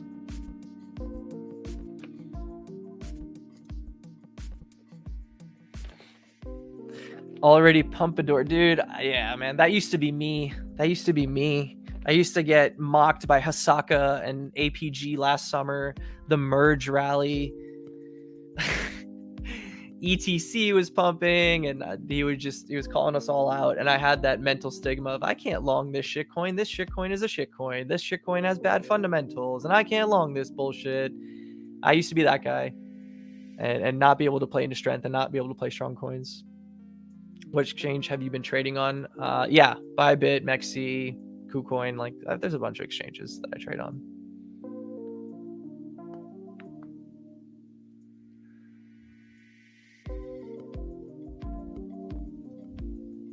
I've seen this earlier this year, this weird staircase trend that breaks, reclaims as fast, and then moons. Yeah. ETH 2022. Yeah, man. I'm constantly losing trades these days. I have the right idea, but always end up screwing execution because of impatient and round trips. Stop losses too tight. End up, dude. If your ideas are correct and you're journaling and you're like, look, I think coin will go from $5 to $6, and I think if it goes below this level, I'm wrong. And you're journaling that kind of stuff, and it's working well, and you're executing poorly. Dude, try trading spot. Try trading spot. Like, I guarantee it'll be instant improvement. Literally instant improvement.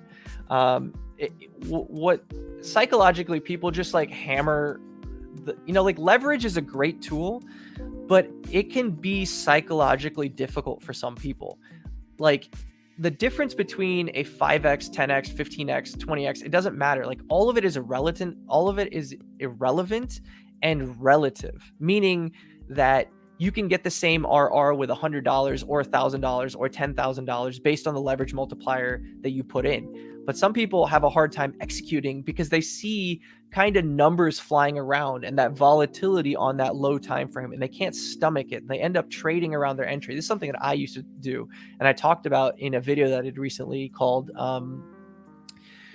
like the journey to profitability. And I share some of my hurdles that I had to overcome. And one thing that I used to do is struggle with execution because I used to trade around my entries. And I honestly think that like a shortcut to getting rid of that if you don't want to continue kind of just, okay, here's the answer. The answer is repetition. The answer is repetition, repetition, repetition. Continue trading, continue making the mistakes, continue fucking up, continue journaling, and go watch that video that I did, because that really goes into depth, and I think it'll help you out tremendously. But the shortcut to all of that is just trade spot. I guarantee you'll see an improvement. If your ideas are correct, but your execution is bad, just trade spot. I guarantee you'll start being profitable. It's not as flashy. You won't be able to flash PNL cards, but you'll make money, and money is more important than clout. Clout does not pay the bills, boys. Try reducing size. The ultimate dare to say reduce the size until you feel nothing. Yeah, I think that's a good idea too, is you can trade with a certain amount of capital that gives you a little bit of stress, because I think managing the stress is really what gets in everyone's way, is the emotional management is really what cucks everyone. And you can't learn that emotional management without size, which is why paper trading is a waste of time, which is why if your net worth is $1 million, trading with $100 is a waste of time. You need to trade with a certain amount of money that impacts you actually.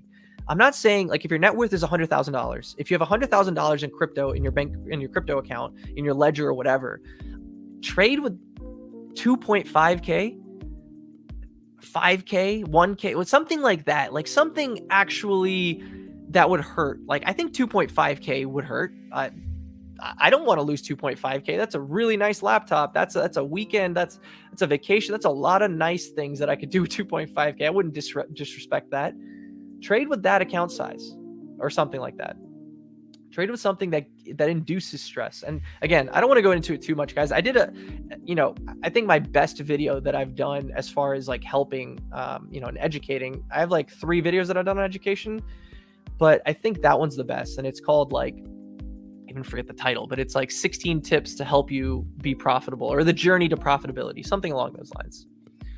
Hey Doc, do you see the Aave move today? Yeah, dude. This is one of the coins that I was looking at early this morning. I'm glad you brought that. I'm glad someone brought up a coin that was strong, dude. No one is talking about strong coins today.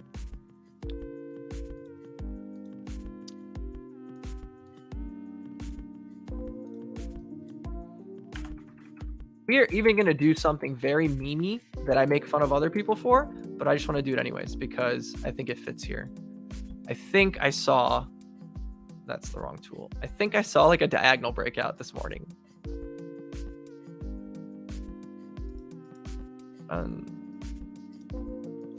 Right? Something like this. Right? What's good here? The first thing that's noticeable here. Look at, like, just like Link, these moves that don't have any order blocks built up, that don't have any buyers of second order. There's no like bullish market structure. It's just kind of like move to the highs and then sell off, move to the highs and then sell off, move to the highs and sell off.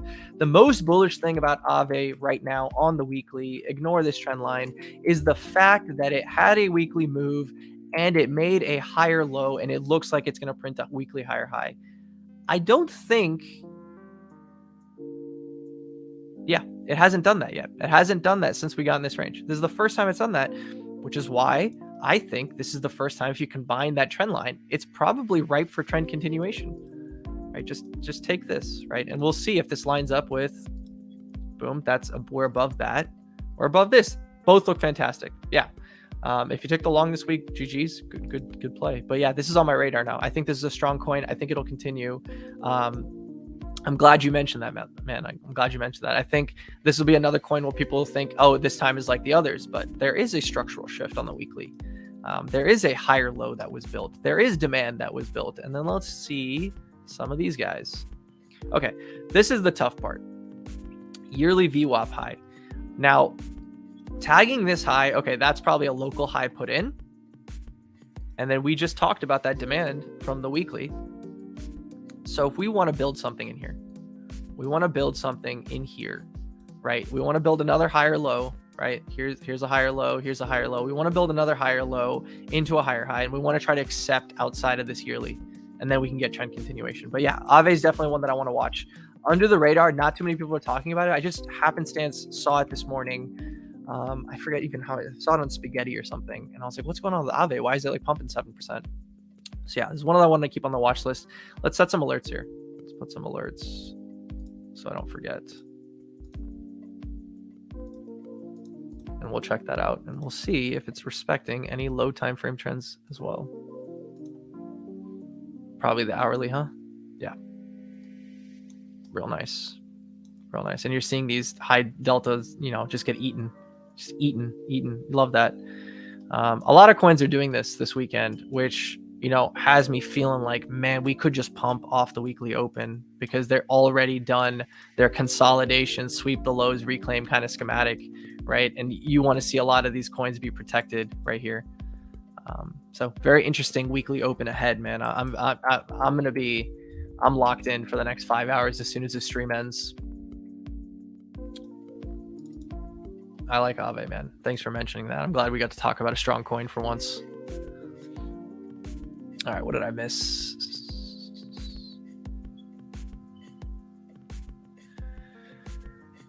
I missed some stuff from Timothy. After reducing size, do I just let my invalidation stop loss? Do I just set my invalidation stop loss and let it run? Yeah, man. I think the micromanaging is really what hurts a lot of people. Is like, if you have an idea, let the idea play out. Let the market breathe, bro. Let it breathe. You know what's like? Set it. If you love something, set it free. Let the trade breathe, man. You don't need to micromanage every move. You don't need to be hyper analyzing every move. If you're taking a trade on the 4 hour, man, you can suck it up and look at the 15 minutes, because all that's going to do is develop that ice in your veins, right? Because you're going to be seeing stuff that's going to be scaring you, and you see it enough, and you sit there and you do nothing about it. You'll develop experience, and you'll develop your strength. You'll be better for it. But if you don't want to do that, just stick to the hour that you're trading. If you're trading the 4 hour, stick to the 4 hour. Stick to the high time frame idea. You're not invalidated. Don't do anything. Don't try to min-max your entry. You get an entry, like, you know what the natural thing I think a lot of people do, and this is what I used to do, is like, let's say I want to take this long, right? And I'm like pissed. I'm like, fuck, I missed my entry. I missed this. Oh, I don't even know if this is going to get back tested. This is the ideal entry, but what if it just rips from here? Let me just take 30% here. Let me just take 40% here, right? Oh, I'll just DCA. Like, I'll just buy this too, right? My average will be in here, right? And you know what happens? You get filled. You get filled here, right? And price goes down into this area. And now you're underwater. And now you're going, oh, because I filled up here, my thing is like that, and I didn't expect to be this much underwater, and I'm super underwater, and I don't like this, and I'm going to get invalidated, and you end up cutting or shrinking the position or something like that. So you're just trading around your entry, and you're just doing nonsense bullshit, and then it crabs, and it does whatever, and you get so fed up that you just close the entire thing, you go on with your day, you do something else, and then like a day later, it's like that, and you're like, what the fuck did I just do? Right? Guarantee you half the people listening here have some kind of experience doing shit like that. I know I do.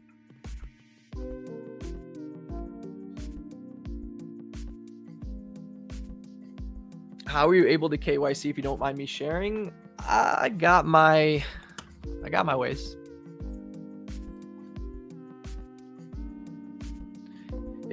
It goes underwater, then anxiety kicks in sometimes, then I have the urge to close it because of self-doubt. Dude, that's just what I said. Yeah, man. Try to just let it breathe. Try to let it breathe. Try to be really locked in with your entries, you know? Don't be undisciplined, right? Be locked in. If you want to trade, watch that chart like a hawk, right? Really lock it in. And when you get those moves, right? When you get these moves that do the thing you want to see, take your entry and then just, man, it's going to sound rude, but fucking grow a pair, dude. Just grow a pair. And if you're invalidating, you're wrong, be wrong, lose the money. And then journal it afterwards. Be like, I was wrong because I had a good idea and it just didn't work out. Or I was wrong because of XYZ. Or I didn't pay attention to this event. Or this volatility kicked in. Or I wasn't looking at Bitcoin and I should have been preparing for that. These are the things you can look at. These are the things you can look into. As you guys know, I trade with invalidations. I don't trade with hard stops, right? Like a lot of people would just put a hard stop here, but what if we just ran this low? That's a really bad drawing. What if we just ran this low and get back inside, right? Now I'm stopped and now I have to buy higher. I've just lost money and I've gotten a worse entry, right? But in the meantime, the hourly trend still looks good, right? If you were entering here, right, and you got this move upwards, you would be like, oh, I don't want my entry to get revisited. Look at this move. It just ran your stop, right? So, yeah, did it do the same thing here? Let's do a little back testing. Let's see how predatory Aave is being. Not quite, but it ran some stops, and I'm sure people got shaken here or here, right? But yeah, man, hope that answers. What about TRB? CBS all over Aave the past 24 hours. CBS the GOAT. CBS the GOAT, man. What did it say? TRB. Okay, dude. I'm not gonna do TRB. Why? Because every stream somebody asks me about TRB or Cartel Coin, I don't trade it, and I don't think I'm the right guy to ask about TRB. I'm not trading it. TRB relies a lot on order flow. It's not so clean as to trade price action and trends. I know it looks like that, but it is a junky, tough to trade coin. That's my experience. And I'm man enough and proud enough to say, like, I'm just not trading that coin. I don't want to trade it. I don't want to give you guys insight, or like, I don't want to talk about a coin that I'm not trading. Like, that doesn't make sense to me. You know, there's a lot of people that are trading PRB really well. I think Folis might be the only price action trader that's able to trade TRB decently well. Even guys that are like goats, like XO, are just taking very short-lived trades. They're trying to, you know, just short like a high, take their money and get the fuck out of that coin, right? They're not day-to-day trading it or whatever. The simple explanation: trend is up. You know, it's doing this, it's blowing off, it's coming like that, it's doing this, it's blowing off. Like, it's just doing this, right? So trend is up, continue trading it up. Screw thinking about shorts. If anything, buy nukes, right? Simple advice like that. I'm not going to give you anything more than that. I don't have a big account. I'm net lost 5 to 6K so far from trading, but 20 to 30 crypto portfolio, and I think I'm doing something wrong. I mean, you might be doing something wrong. I don't know how you're trading. I don't know what your setups are. I don't know what your executions are. You may be. Follow the right people, man. I have plenty of like simple setups and simple, you know, trading stuff on my channel. You can go watch some of the watch list videos to see how I trade. I think I explained some stuff in this video. Follow Pierre Crypto, follow CBS, follow XO, follow Main, Trader Main.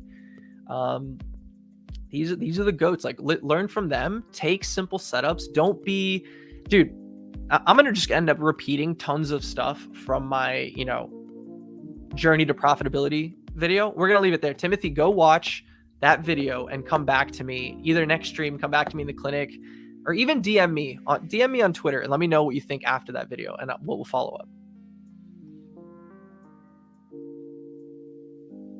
Any thoughts on Adam? What's up, AP?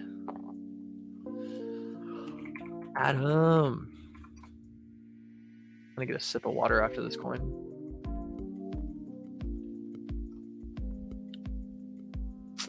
No thoughts on Adam, brother. Thoughts on Adam are the same thoughts on ARB, which are the same thoughts on Sushi, which are the same thoughts on every other coin. It's just not in rotation, man. It's just not an altcoin in rotation. Yeah, you can catch a low time frame move. Yeah, you can catch a 4-hour move, but I think there's better coins out there that give you more upside, more strength, more buyers, and that aren't in downtrends that are on pretty much every metric. This is going to be in a downtrend on, right? Yeah, man. I mean, every time the market goes like somewhat risk on, like maybe Adam gets some rallies. This is September. Let's go to the daily. I mean, this, like, from a spot perspective, sure. Like, you could speculate on that being a double bottom. We come all the way back down to these lows. Yeah, we have. Yeah, I mean, I think this is an area where you're just looking to be a spot buyer and not like an optimistic trader, swing trader, anything like that. No leverage. You're kind of just looking at this and being like, that's your demand right there. Let's look at this on the weekly. Yeah. So those are my thoughts on Adam right there. Very simple. Is kind of like, this is a place where if you're speculating on Adam to perform well at some point, some catalyst, maybe the market, maybe you're willing, you know, to hold this into the next bull market, right? This is a decent place to pick up spot. It's fully retraced, right? From June 2020, it's fully retraced. It's been an absolute piece of shit in 2023. Down 60%, got one rally. Weekly or the yearly open rally got one rally and has literally been down only. If you're speculating on reversal, I think this is the best time to speculate on that reversal because you have demand and then you have a run of the low into that demand. So spot, I think spot. Don't worry about this, right? If you think Adam's going to ever do anything again what's going to happen is this is probably your range. That's your high. Maybe you can even take it in here. There's your high. There's your low, right? Here's your invalidation. There's your topside target. That's like a 2.5x move. If you get even back up to there, I think that's pretty good for a Dino coin that no one cares about. I think the tech is good. I think people that are, into crypto fundamentals think Atom's a good coin, but I wouldn't know.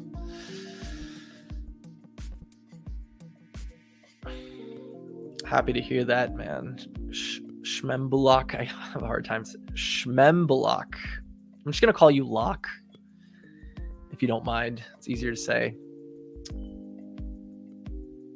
Happy to hear that, brother.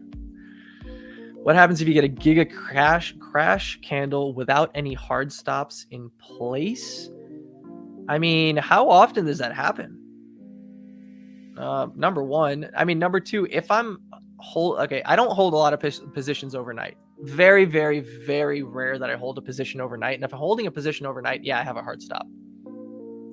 I wouldn't be able to sleep with no stops. So I do have hard stops, but most of the time when I'm trading, I have price invalidations. I'll be able to know when a coin, just from experience and reps, I guess, playing my system over and over and over again. I have a feel for when my coin that I'm trading is not showing that sign of strength anymore, and I probably need to cut this, and it's probably going to reverse, and it's broken market structure, it's lost trend, something like that, and then a new candle has come. Like, I don't know many coins that are doing this. The trend is like this, we're trading like that, right? And then all of a sudden it just does a candle like this, right? There's always signs. There's always distribution, loss of like a 15-minute trend, an hourly trend, a 4-hour trend. It comes into like a specific zone, right? There's always ways to know, right? To have warning signals. I've never experienced a coin that's just doing fine, and then I woke up one morning and it went to zero. Like, that was FTX. Right? That was FTX. If you got caught with FTX, and FTX happens tomorrow morning, but even then with FTX, you had 3 days of buildup before the market nuked. There was worry on like a Friday or a Thursday and a Saturday and a Sunday before everything fell apart. If COVID, I think you still had time to, I'm not going to LARP. I don't know. I wasn't in markets back then, so we're not going to talk about that. Yeah, you're welcome, Timothy. Coin showing strength. APT, Sol, Link, LDO, INJ, Ator, PAL. Man, Zed, I'm gonna send you money, and you're gonna buy Ator for me because I keep ignoring it and I'm not paying attention to it, and you're gonna buy it for me.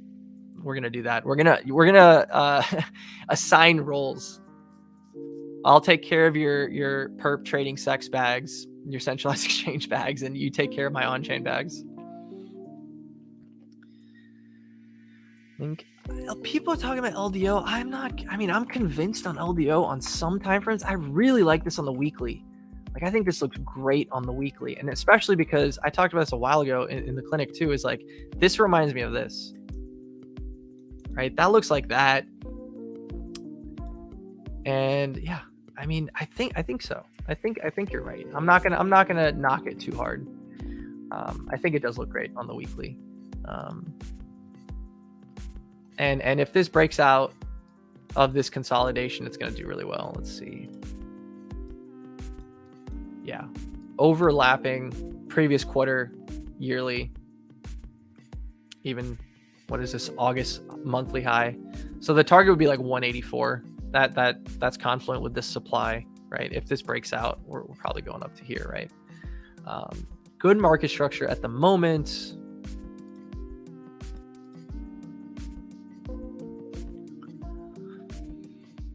This is what I like to see. I like that this consolidation occurred. When did this happen? 1 a.m. I went to sleep right around this time. I got filled on INJ. INJ wicked down really hard right here, and I got filled on INJ. And INJ's kind of consolidating around. I took some profits when I woke up, but yeah, LDO is stronger than INJ today for sure. One thing to note, I think LDO is strong every Sunday. LDO is not a coin that's holding on to weekly gains, right? This is Sunday. I think this is Sunday. This is Saturday, right? This is Sunday. So just something to be aware of, right? These are the last few weeks on LDO. Some coins are able to maintain their weekend gains. LDO is not. But yeah, maybe you come down here again and look for another trade, and maybe that's just the meta. Just buy LDO in the weekly crash and weekly dumps and sell it on Sundays.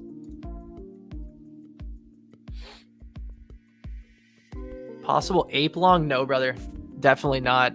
I'm gonna say no. I'm not gonna go over it. Why? Because someone asked me in my friend tech chat about ape this week, and they're like, this catalyst, that catalyst, this other thing, and brother, it's in like a 6 or 8 month downtrend.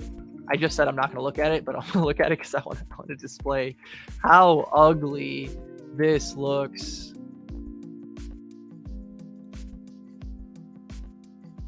We don't need any of this stuff. Look at this absolute shit coin.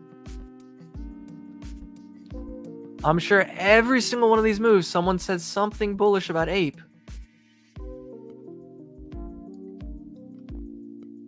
What is this down like? This is the yearly open. We're down 83 to 84% in 2023. Now, the question, hey Doc, don't you think it's bottomed? I don't know, dude. I don't know. You know how I would think it's bottomed? It does something like this for a while. Just go sideways for a while, and then I'll entertain upside. As for now, down here, if you want to catch like a very low time frame rotation, hourly trade, 15-minute trade, 4-hour trade, if you have an asymmetric amount of information, if you're like, hey Doc, I know there's this event coming and XYZ, and they're going to farm and they're going to do this and they're going to reward that and whatever, that's a trade where you have an advantage over me. I'm just looking at the chart. This doesn't look good. Just why would I treat, why is this time different, right? What clue am I getting on any picture for ape that this move over the, H4 100 200 is different than all the last like 40 of them? That's my question. No, ape is not a coin that I want to look for longs on.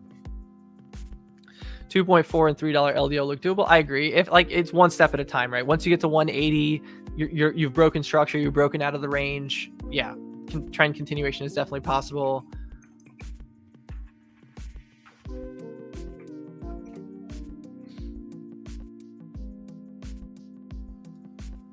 I just don't think I don't know if we're ready for this on LDO.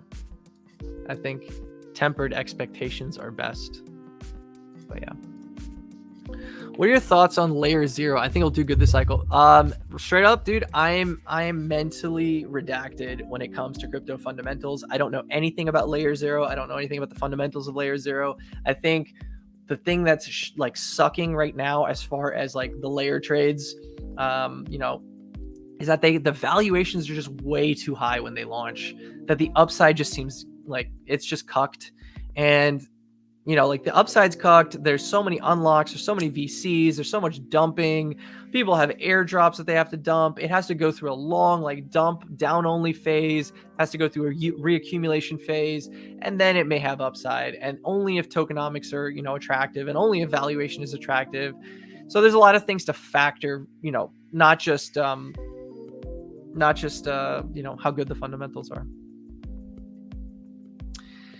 ETH BTC comes to life, then LDO, not before. Yeah, man. You know what? I'm like bull curious on ETH BTC. I'm not going to be the one that's like catching the knife here, but I also don't want to be the guy that's like turbo bear after I've been turbo bear on ETH BTC, and it's been a long fight, man. I've been bearish for this entire thing down, and there were times where I was like second guessing myself because like in this region, it had already been chopping around for months. This is like deep into this year. This is like February, March of this year. And I'm like, man, what if, I started like, even though I was bearish, I was like, man, what if we're just holding this area, right? And little by little, we're just bleeding down. Been a long time being bearish from selling the merge. And now I just want to be bullish. I don't know if we're going to sweep this low. I don't know if we're going to put in accumulation like this. I don't know how it's going to turn out. All I know is that I want to be bullish on this, or like mentally or prepared or opportunistic. Opportunistic is the best word. I want to be seeking opportunity for ETH BTC. I honestly think this is a trap. I don't think ETH BTC is coming down here. I think the most uncomfortable thing for people, like if I have to go max pain, is probably this. And you know, the way to do this is you take out this low, right? You come back up, you reject this, and you got everyone going, oh fuck, like we're going to here, right? This is like max pain, and this just ends up being the deviation, and then you're up. Like, this is probably the most crypto thing that it could do. We'll come back to this one in 6 months and see how that ages.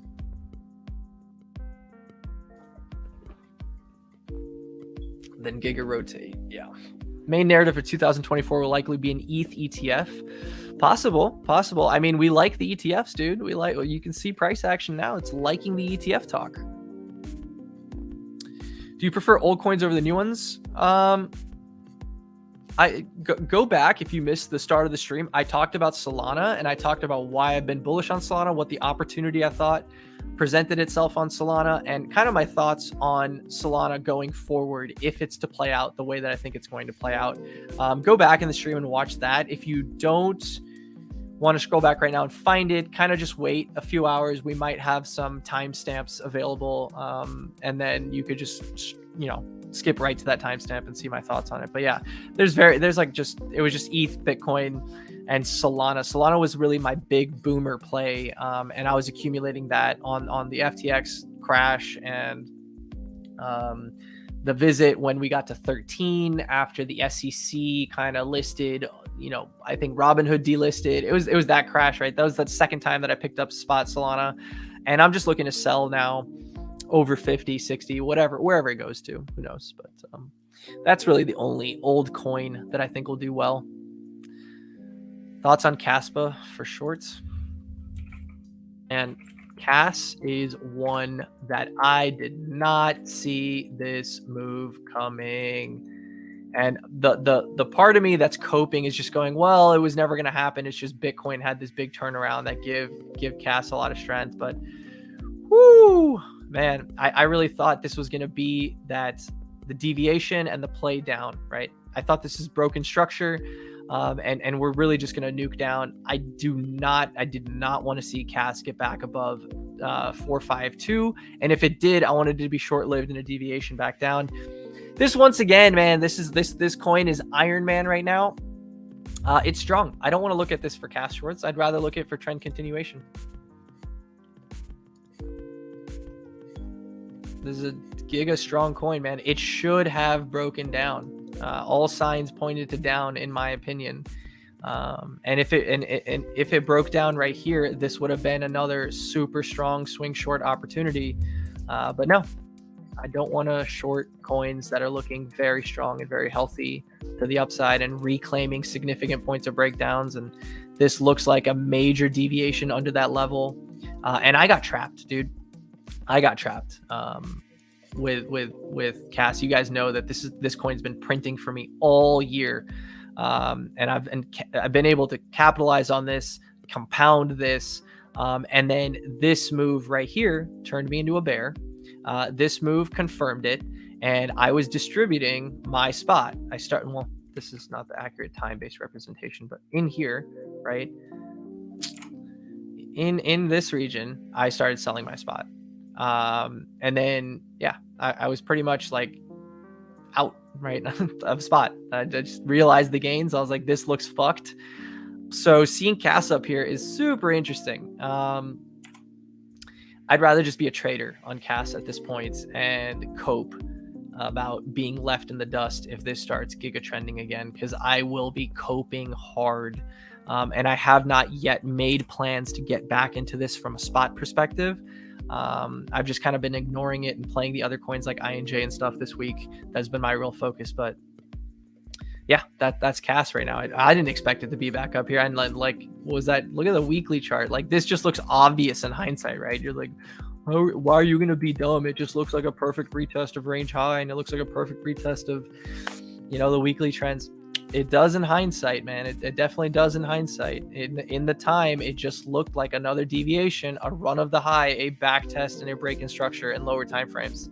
This move this week, just like Bitcoin, caught a lot of people by surprise. That's the nature of trading. Cas is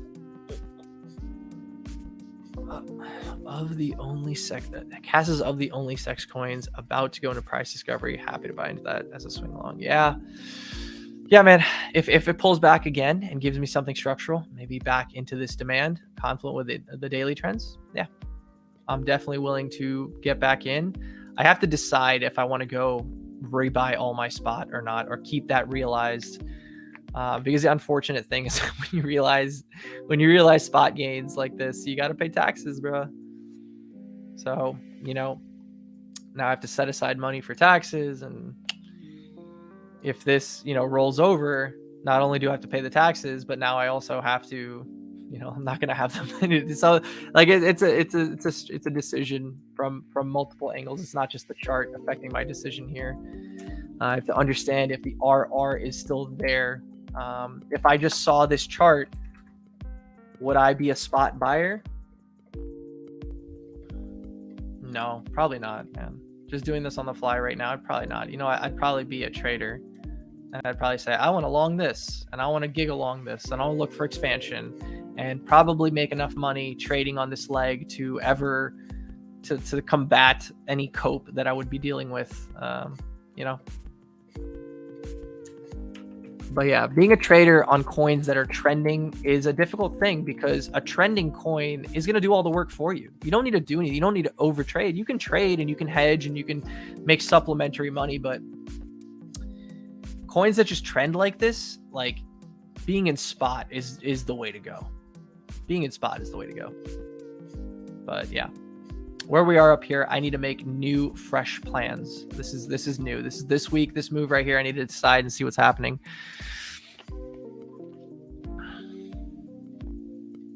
Yeah, I mean, Cass is that new shiny coin, cult following, narrative, everything. I said that I was never going to sell the remaining Cass that I had. But like the trader in me really just got to me at this moment. I was like, I'm never going to sell this bag. It can go to zero. It can do whatever. I've realized tons of profits. I'm leaving this bag for whatever and whatever. And then I saw this developing and I'm like, why am I going to let this, like, if it's going to bleed out, why am I going to do whatever? Like this back test was like, I can get out at 50 cents. I should start realizing profits as close to the all-time highs as possible.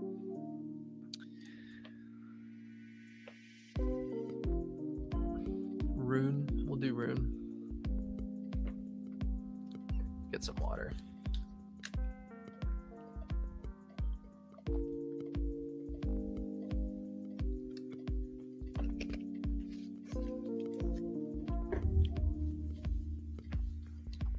Yeah, my favorite old alt is Sol too. I'm betting on Sol and ETH, scaling solutions like ARB and OP mostly. Good plays, good plans. Yeah. It's kind of funny. I think ARB is going to be considered, not ARB, OP is going to be considered kind of like an old coin, right? Because it came out last year. So going into 2024, it's kind of like that Link-esque coin where it did really well, like in a bear market. Like, well, would you consider this year a bear market? I wouldn't consider this year a bear market. All right, let's do Rune.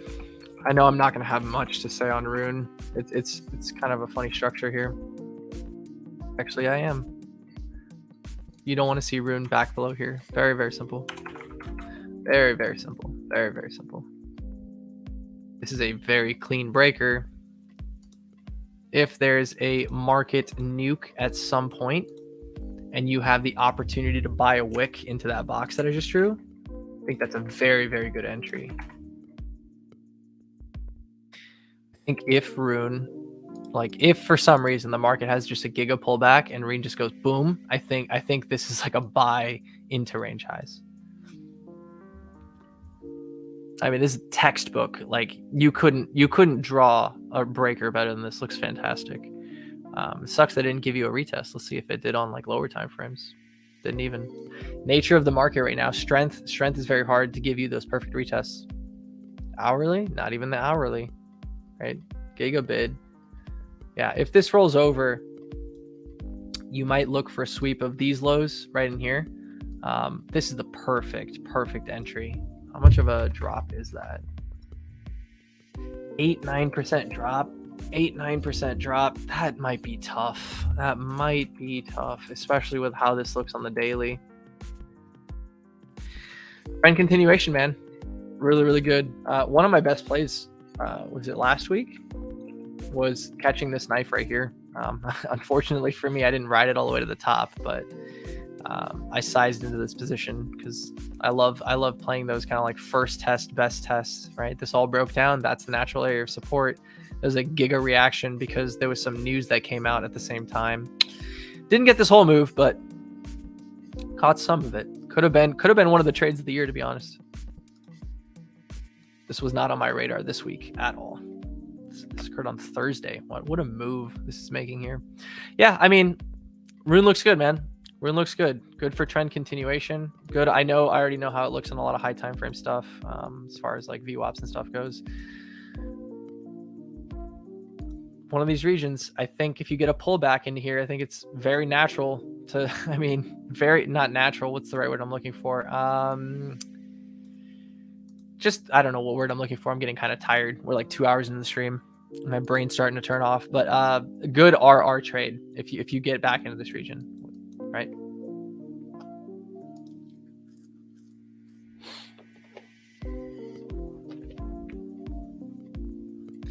We talked about the ETF approval, sell the news kind of thing. The simple answer, man, is that there's too many possibilities.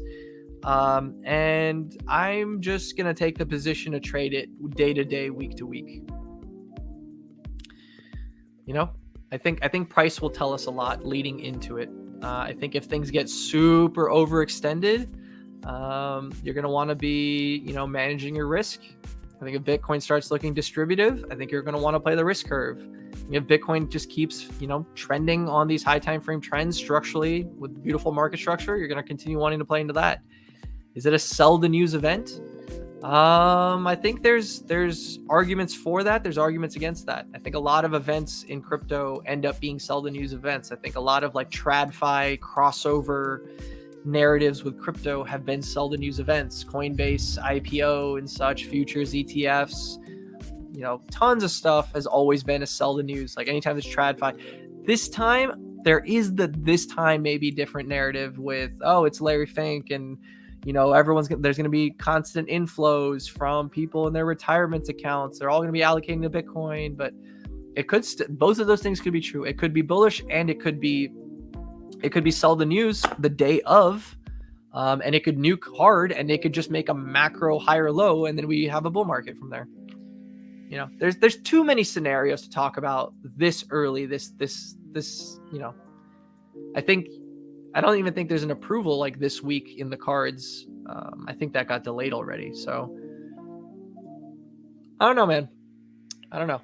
I don't have any strong opinions one way or the other on ETF news at the moment. I would just prefer to continue being a trader, trading the trend and trading the momentum of the upside. We're going to have to see where that comes when the time comes.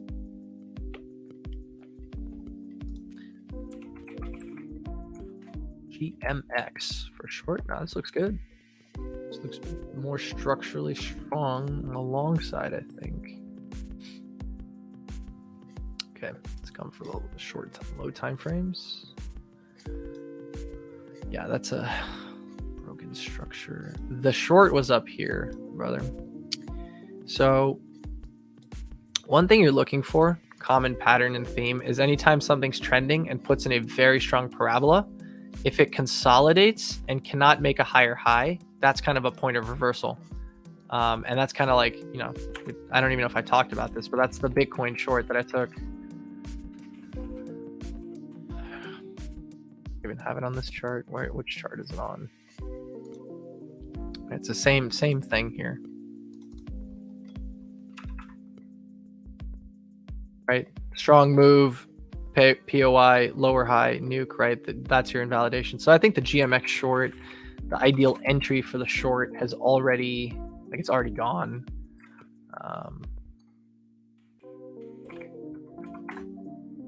Hard for me here to open up a short kind of in the middle of this high and this low, right? You're kind of operating at the middle. And what if this ends up just being a consolidation, right? If you got this short, at least you got a really strong move. You cleaned up lows. But yeah, I wouldn't short. That's just me personally. I'm not taking a short kind of like willy-nilly, nowhere in no man's land of this coin right here. One way we could, right, if we're looking to short this, I can give you a play I'm seeing here.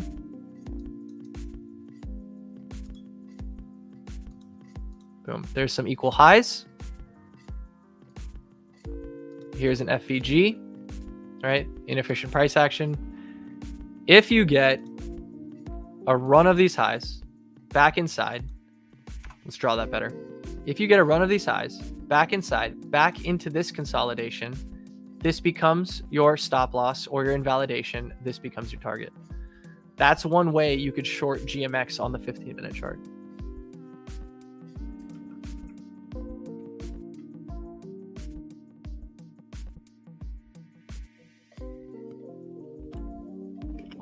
Purpose of the red blue candles, they're displaying delta, man. They're displaying delta, really strong aggressive participants in one direction or the other. Red candles that are kind of like light red is pinkish salmon colored. I don't even know what you would want to call this, but this is strong aggressive selling. Now it's an important tool for using for like analyzing flows. And there's some strategies you can use that I'm not going to get into the video today.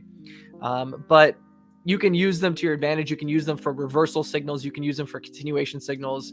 It's just an extra piece of information, understanding what is occurring in what location. And when they appear at certain strategic points, using them around certain areas is really valuable, in my opinion. They're just delta, right? So a blue candle is really strong buying. A dark blue candle is really, really strong buying. A red candle is really strong selling, right? So on and so forth. Light is lighter. Less aggressive, but still significant. Basically, like if this is your average, right? This is your average buy volume. This is your average sell volume. These candles are like 1 standard deviation away, 2 standard deviations away, right? That's a really strong buy. That's a really strong buy, like high volume buying, high volume selling.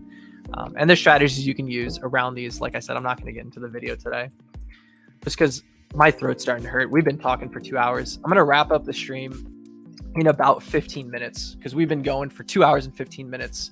So we'll do another 5-10 minutes. If you guys have any additional questions that I can cover, I'd love to do that. RDNT.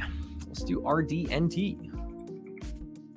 I think this thing's just bleeding out to 0 too, from what I remember. I think this looks like absolute shit. It does. There's nothing structural. It's below all the trends. It's not catching the bid this week where it should have, right? You should have been catching a bid off the back of that fake news and market-wide strength and some altcoins showing strength. Why is RDNT bleeding into that? Oh, wait, I'm looking at the daily chart. Where's this? Yeah, literally, this was the fake news. Why is it bleed? Why is it one of the coins that's underperforming? So no, man, not a coin that I care about trading. You know, if you want to play liquidity and you want to play range to range, range highs, range lows, stuff like that, sure. You know, if you get a run of this low, there's long triggers in there, right? If you want to look in this and take liquidity based trades, go for it. If you're looking for a trending coin, a strong coin, this is not one of those. Like you could give me any coin. You could pull out a coin out of a hat. They're all going to be somewhat range bound. They're all going to be like this. They're all going to be for playing liquidity. They're not going to be for playing trend continuation. Just my 2 cents. I've gone over a bunch of shit coins that look like trash. And I have like the same thing to say for all of them. If you're like Nick, who just showed up in chat, you're all over these coins, man. This guy's trading like 19 coins at once. Nick's one of the premier, I don't know what word to use, but I'm going to use premier traders in the clinic. He's doing really well. We're happy to see him absolutely slaying lately. Thanks for showing up, Nick. How's your day going? How's your weekend going? Hopefully you got some sleep.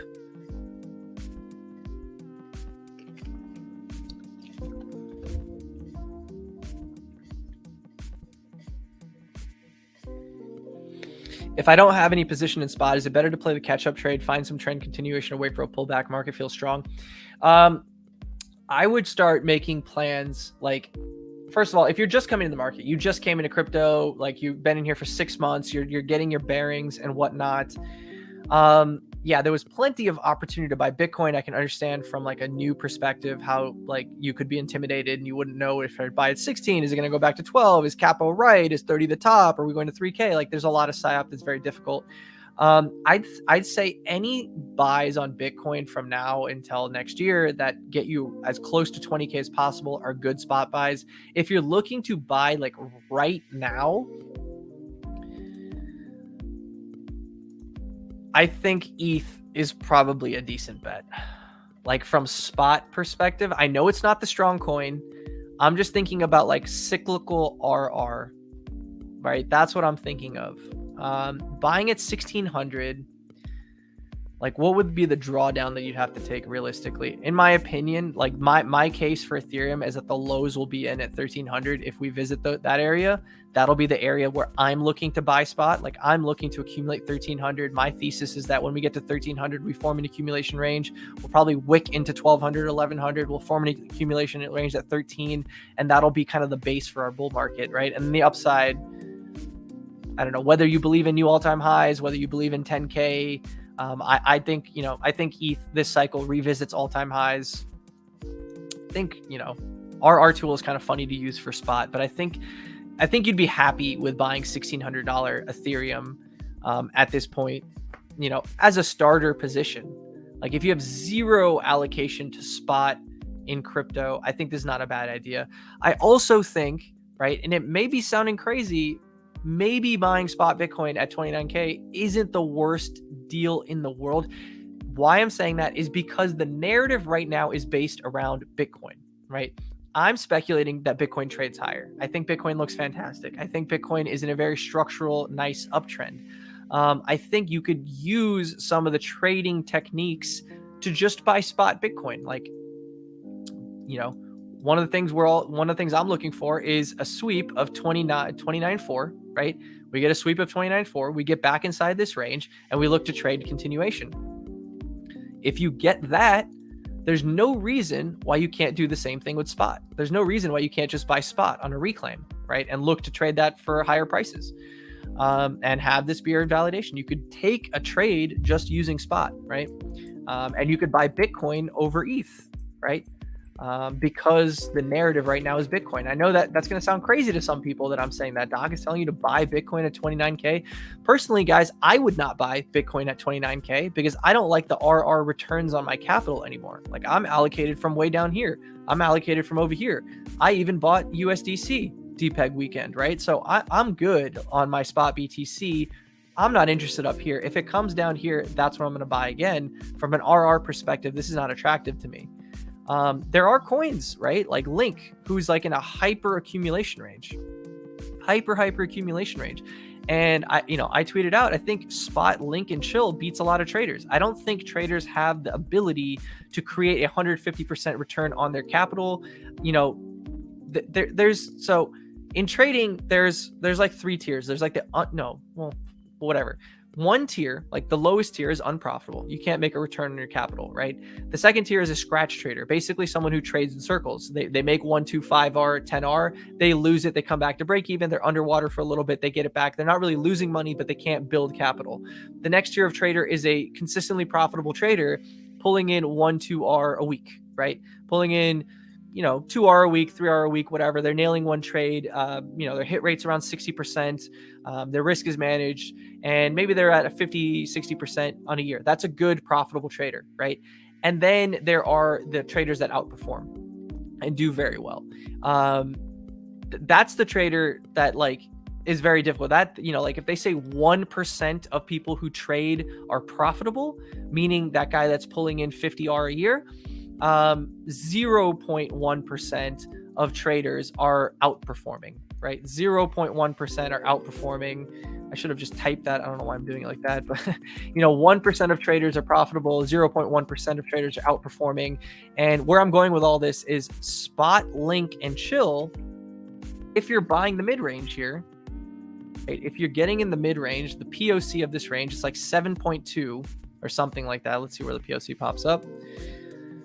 7.2, right? If you got that, if you DCA'd this, right, and you got a 7.2 average, getting to $18 is 150% return on your capital. This is going to beat 99.9% of people in crypto, probably 99.5% of people in crypto, because they're not going to be able to beat a spot return like that. So these kind of coins, I think, will do well. Like if you're looking for a spot position, Link is a fundamentally good coin to buy. Link will probably do well. I don't know if Link is going to put in new all-time highs, but I think buying in this range is not a terrible idea from a spot perspective, from an RR perspective. I don't think buying in this range is a bad idea. But yeah, those are some ideas to think about. Carry those thoughts. Look around the market. Understand fundamentals. Understand your risk. Just some things to think about. What percentage would you give Sol doing all-time highs next bull market? 5% or less. 5% or less. Thoughts on PYR? Absolute shitcoin, old cycle coin, a coin that I made my first like multiple on. I didn't do very well with altcoins last cycle. I did, the Jewel trade was my best trade, but in 2021, my best altcoin trade was PYR. I rode that thing for a monster move from like $3 to $50.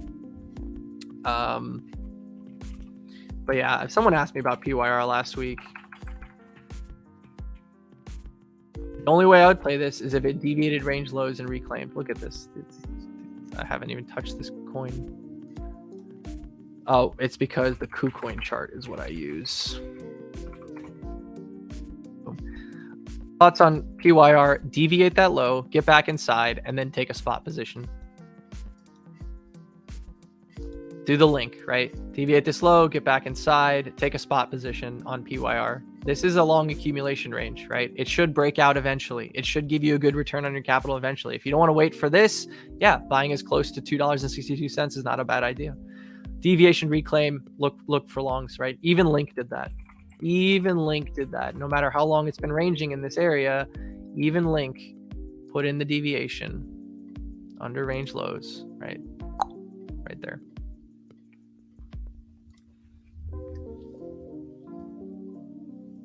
Yeah, Timothy, there you go. PYR looks like Link.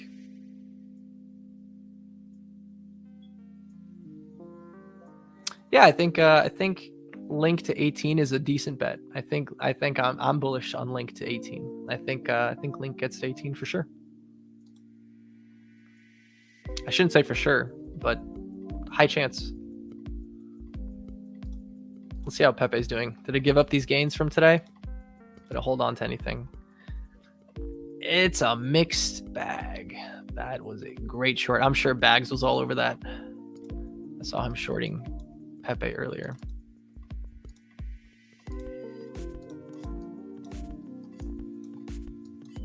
Interesting market right here. Let's see how this 4 hours until the daily close, man. This could close under here.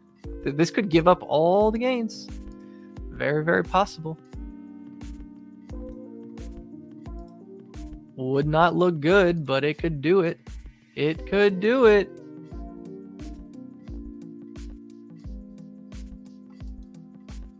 It could do it. I'm pretty sure I was on stream. No, I wasn't. I could have taken that. No excuse.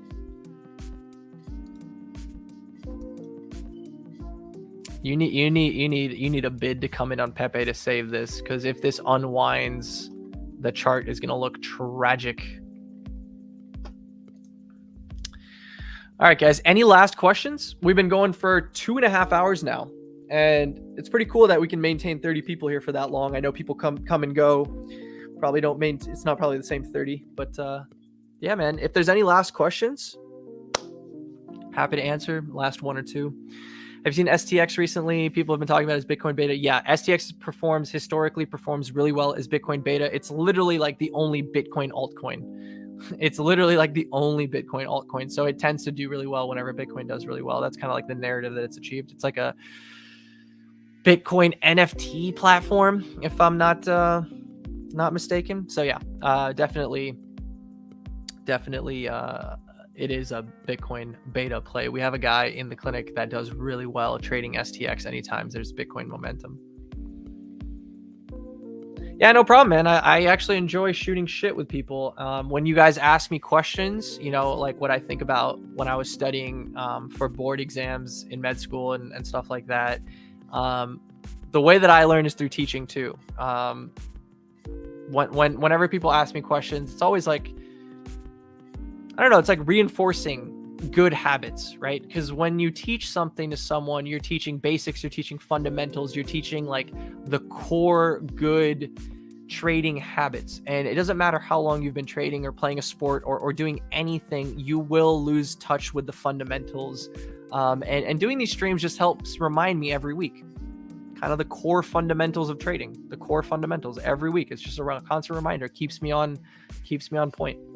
Good way for me to start my week. And that's why I'm doing these on Sundays. It's like, I get people ask me to look at some coins. I look at them. Sometimes they end up on my watch list, like Aave, right? Like Aave ends up on my watch list. So this is beneficial. So if I make money on Aave this week, I'm not going to give you guys all the credit because I saw it before the stream, but someone did ask me on the stream. So we're going to do halvesies. We'll do halvesies. But if I make some money on Aave this week, we'll be like, hey, man, someone brought it up in the stream. So 2.5. Yeah, I want to keep them under 2 because I think that's the sweet spot, like 130 to 2. I think that's the sweet spot for streaming. But I get carried away, dude. I talk too long. I think I give too long of answers to people's questions. I think I can shorten it up, and I'll probably work on that. No problem, Richard. Thanks for coming. Thanks, Hero. Thanks, guys. Thanks. Timothy, stay tuned, buddy. That's all I'm going to say. Stay tuned. Keep your ears and eyes peeled. That's all I'm going to say. We'll just leave it there. Keep your eyes and ears peeled. All right, boys, let's end it there. Last week we had some fun. We opened the stream with some Drake. We closed it with some Drake. I got copyright flagged for that. So I wish I could roll us out with some tunes. You know what? We do have one in here. Let's roll us out with some music.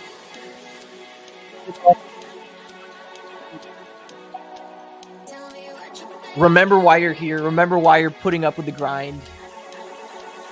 And yeah, good luck. Have fun. Take care.